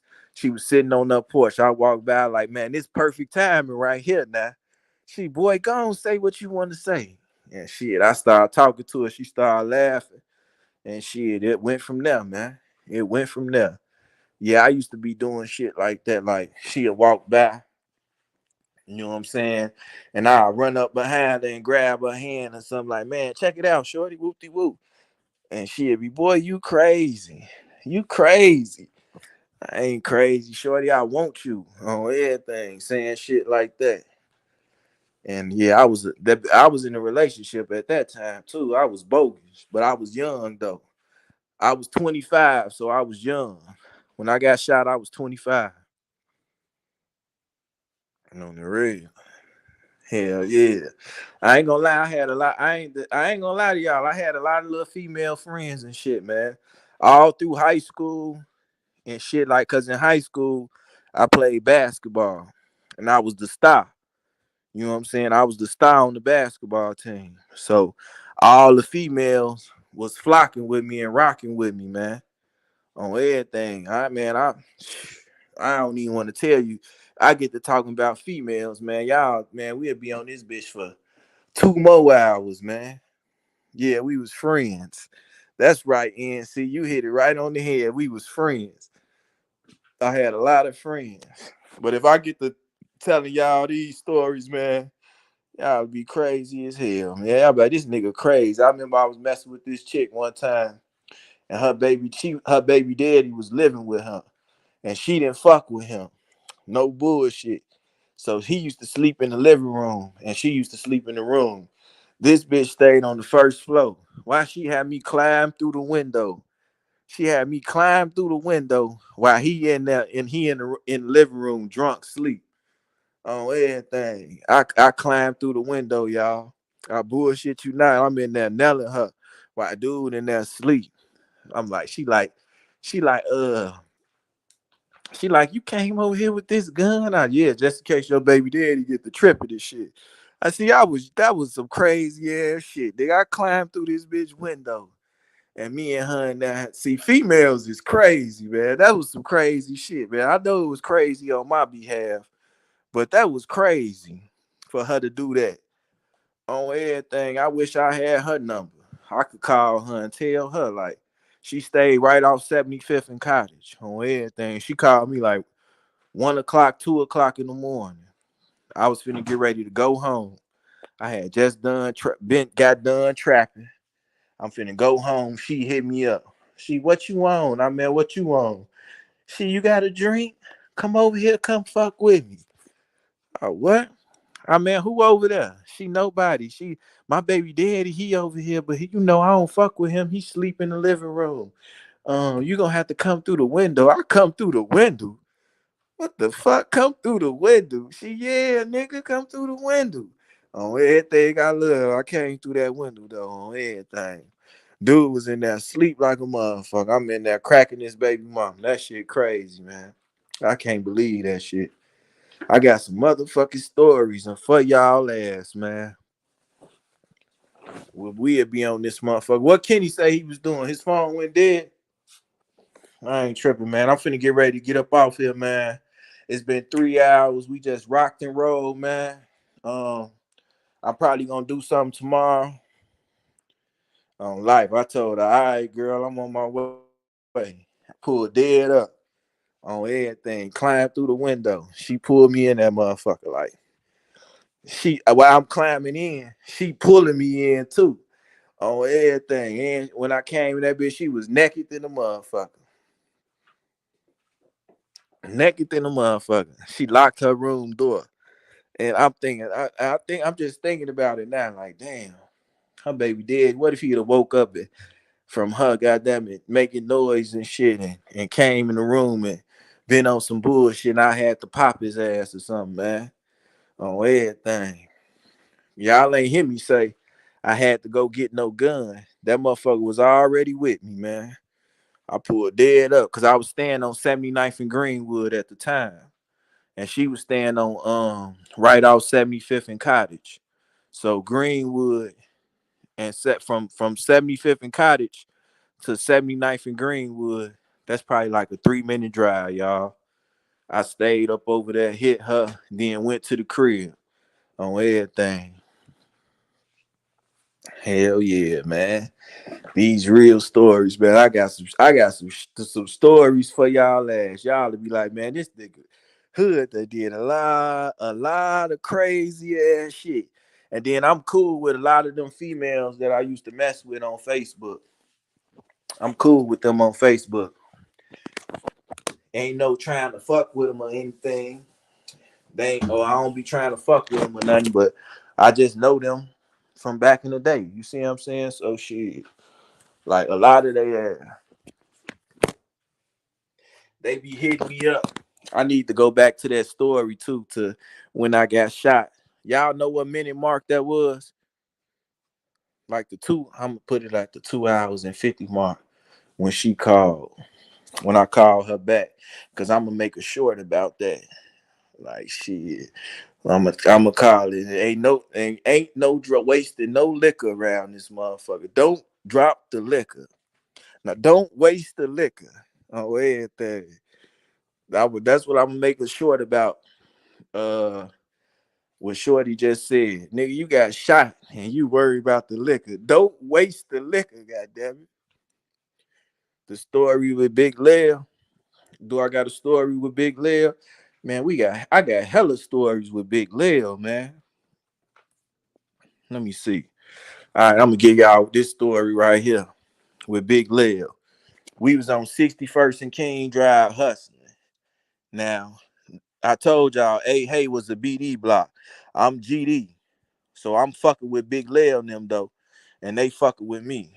So Big Lil and them get into it with the Calumet building. 6217. Big Lil out there finna fight. He fighting this shit. So they looking at me, the BDs looking at me like, man, you ain't got nothing to do with this. You GD. So man, y'all ain't finna get down on my homie, man.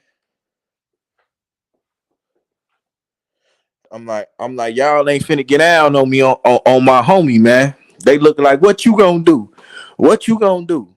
So I like, what you mean? What I'm gonna do? And I used to be out there selling my little weed and shit, and I keep the little 38 on me. I used to have a little 38 on me on everything. I upped that motherfucker. Man, you should have seen how everybody, them niggas goddamn it scattered like roaches, man. I'm talking about no bullshit. It was like 20 of them. And it was like 20 niggas from the Calumet building and probably like 10 of us from A Hey. And I up and motherfuckers got to scattering like roaches, man. And the next day, I was cool with some niggas from the Calumet building. I was cool with old Idio, Fresh, A1, Lil LA. Trigger was from the Calumet building. Like motherfucker come slide on me like, man, Hood, what happened last night? I tell him what happened, man. Hey man, you ain't do nothing wrong, man. And then I got cool with the Calumet building after that, cause they like, man, that nigga right there, he a real nigga, man. So they started respecting like the fact that I was GD hanging with the BDs, and they seen like, oh man, he ain't letting no motherfucker fuck with his people. Fuck all that shit. He ain't going on everything. Cause fool them was riding with me. I'm riding with them, man. And I cleared up the crowd while they was trying to jump on Big Lil, man, on everything. And then that's when the same nigga I called and he was talking about and we was talking about my homie getting locked up for that bait car. The same nigga I called, that's when he really wasn't fucking with me like that. Cause he was still under the BD Act. He started fucking with me super hard after that. Like, man, I don't give a fuck if you is GD, man. You just showed me some real shit right then and there on everything. And we got cool and tight as hell around that motherfucker. So that was one story with Big Lil. I got a lot of stories with Big Lil. When I went to the joint, Big Lil was the only motherfucker sending me money. I bullshit you not. Um, Even though Big Lil was sending me like $15 a week or some shit. You see what I'm saying? That's better than nothing. Y'all hear what I'm saying? $15 a week better than nothing, man. On life. So I always had a different type of respect and type of love for Lil, man. On everything I love. And when I got on with the weed and shit, right? When I got on with the weed, I gave Fool ass some. I'm like, bro. I broke bread with him and showed love. When I moved to Atlanta, all my TVs and my flat screens, my microwaves, whatever the fuck I had, I gave that shit to bro. On everything I love, man. This a real ass. These real stories, man. I don't gotta make shit up, man. I had 3 big ass flat screens. I gave them motherfuckers to my homie Big Lil. Rest in peace, man. Rest in peace, Lil, man. On the real. But I ain't gonna hold y'all, man. I gotta go back and chop this video up and get that little. What I say was, don't waste the drink. That's what I'm gonna call it. It's gonna be a short. I'm gonna make it on there. And don't waste the drink. And then I gotta come with another little video. I got another part of this swiper. Trenches News interview that I gotta drop. I might think I think it's done. No, I got one more part to tell. I got one more part to drop, then I'm gonna drop the whole interview. So y'all go ahead, check that shit out, man. Y'all be looking for these videos that's finna come. Everybody that hit me up with the in my inbox that's trying to get that link to the other video and shit, man. I'm gonna send it to y'all. But I appreciate y'all for coming out. God bless you. Good night. And remember, I am somebody, man. I am somebody, the movement, man. And shout out to everybody that stayed in the building. I hope all 21 of y'all hit that like button. Man, we on 63rd and King Drive, and he fell out, slapped off the hand. And me and Black Boy had to pick his big ass up. Oh yeah, hold on. You talking about falling out. Now you know how big Lil was. Now I'm 200. I'm in the 200s right now. So back then, I probably was like 170. I took Big Leo to the club with me one night, and we had 2/5 of Hennessy in that motherfucker. Leo getting slapped. We somewhere in the suburbs on off Lincoln Highway. I mean off Dixie Highway. And Leo gets slapped. I'm trying to walk Big Leo to the car on everything I love. That nigga, goddamn it, that nigga was drunk in the motherfucker, man. He falling and shit. Damn. This nigga heavy than the motherfucker. I walk him to the car. He had a blue crown, blue crown Vic at the time.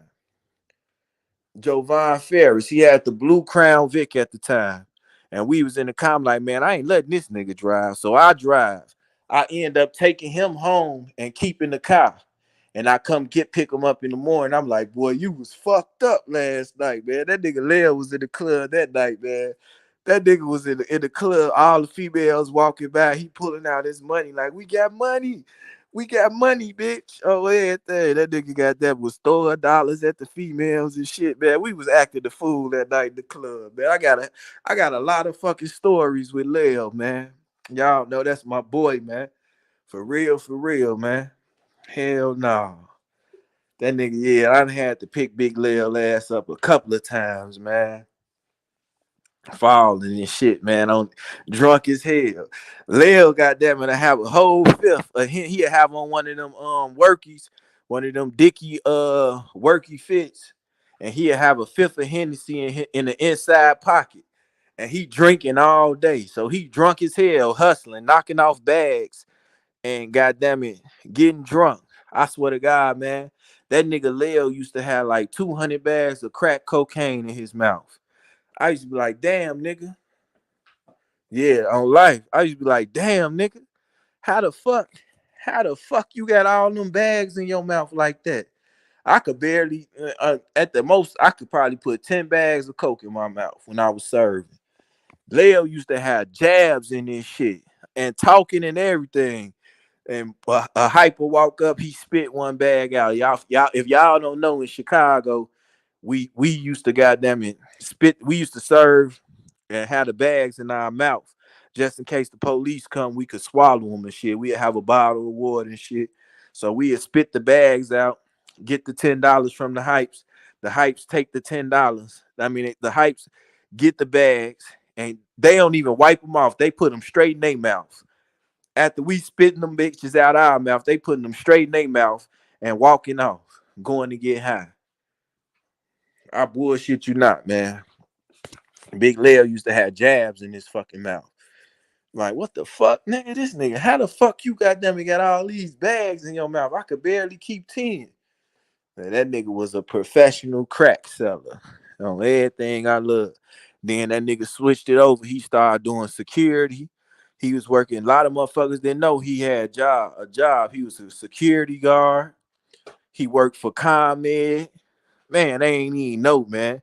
And Lil ain't never catch no felonies. And he was concealed to carry. Imagine a nigga that's on the block that was a gangbanger that ain't had no felonies. He concealed to carry, man. On life, man. It was so different, man. I'm telling y'all, man. On the real. But I'm finna get up out of here, man. I've been on this motherfucker for 3 hours and 20 minutes, man. Tomorrow we gonna keep it going, man. And we coming right back, man. I'm building my shit back up, man. Um, like I say, remember I am somebody, man. The movement. And I'll catch y'all tomorrow, man. For real, for real. Y'all stay smooth. If y'all want that video, like I said, y'all can hit me at Hood to Hood on Instagram, HOOD_TA_HOOD, all capital letters, where you can put in CEE-HOOD, all capital letters. It's going straight to my Instagram. Y'all hit me up, tell me y'all want that video. I'm gonna send it to y'all. So I'm up out of here, man. Y'all stay smooth, man. And I'll see y'all tomorrow. Love.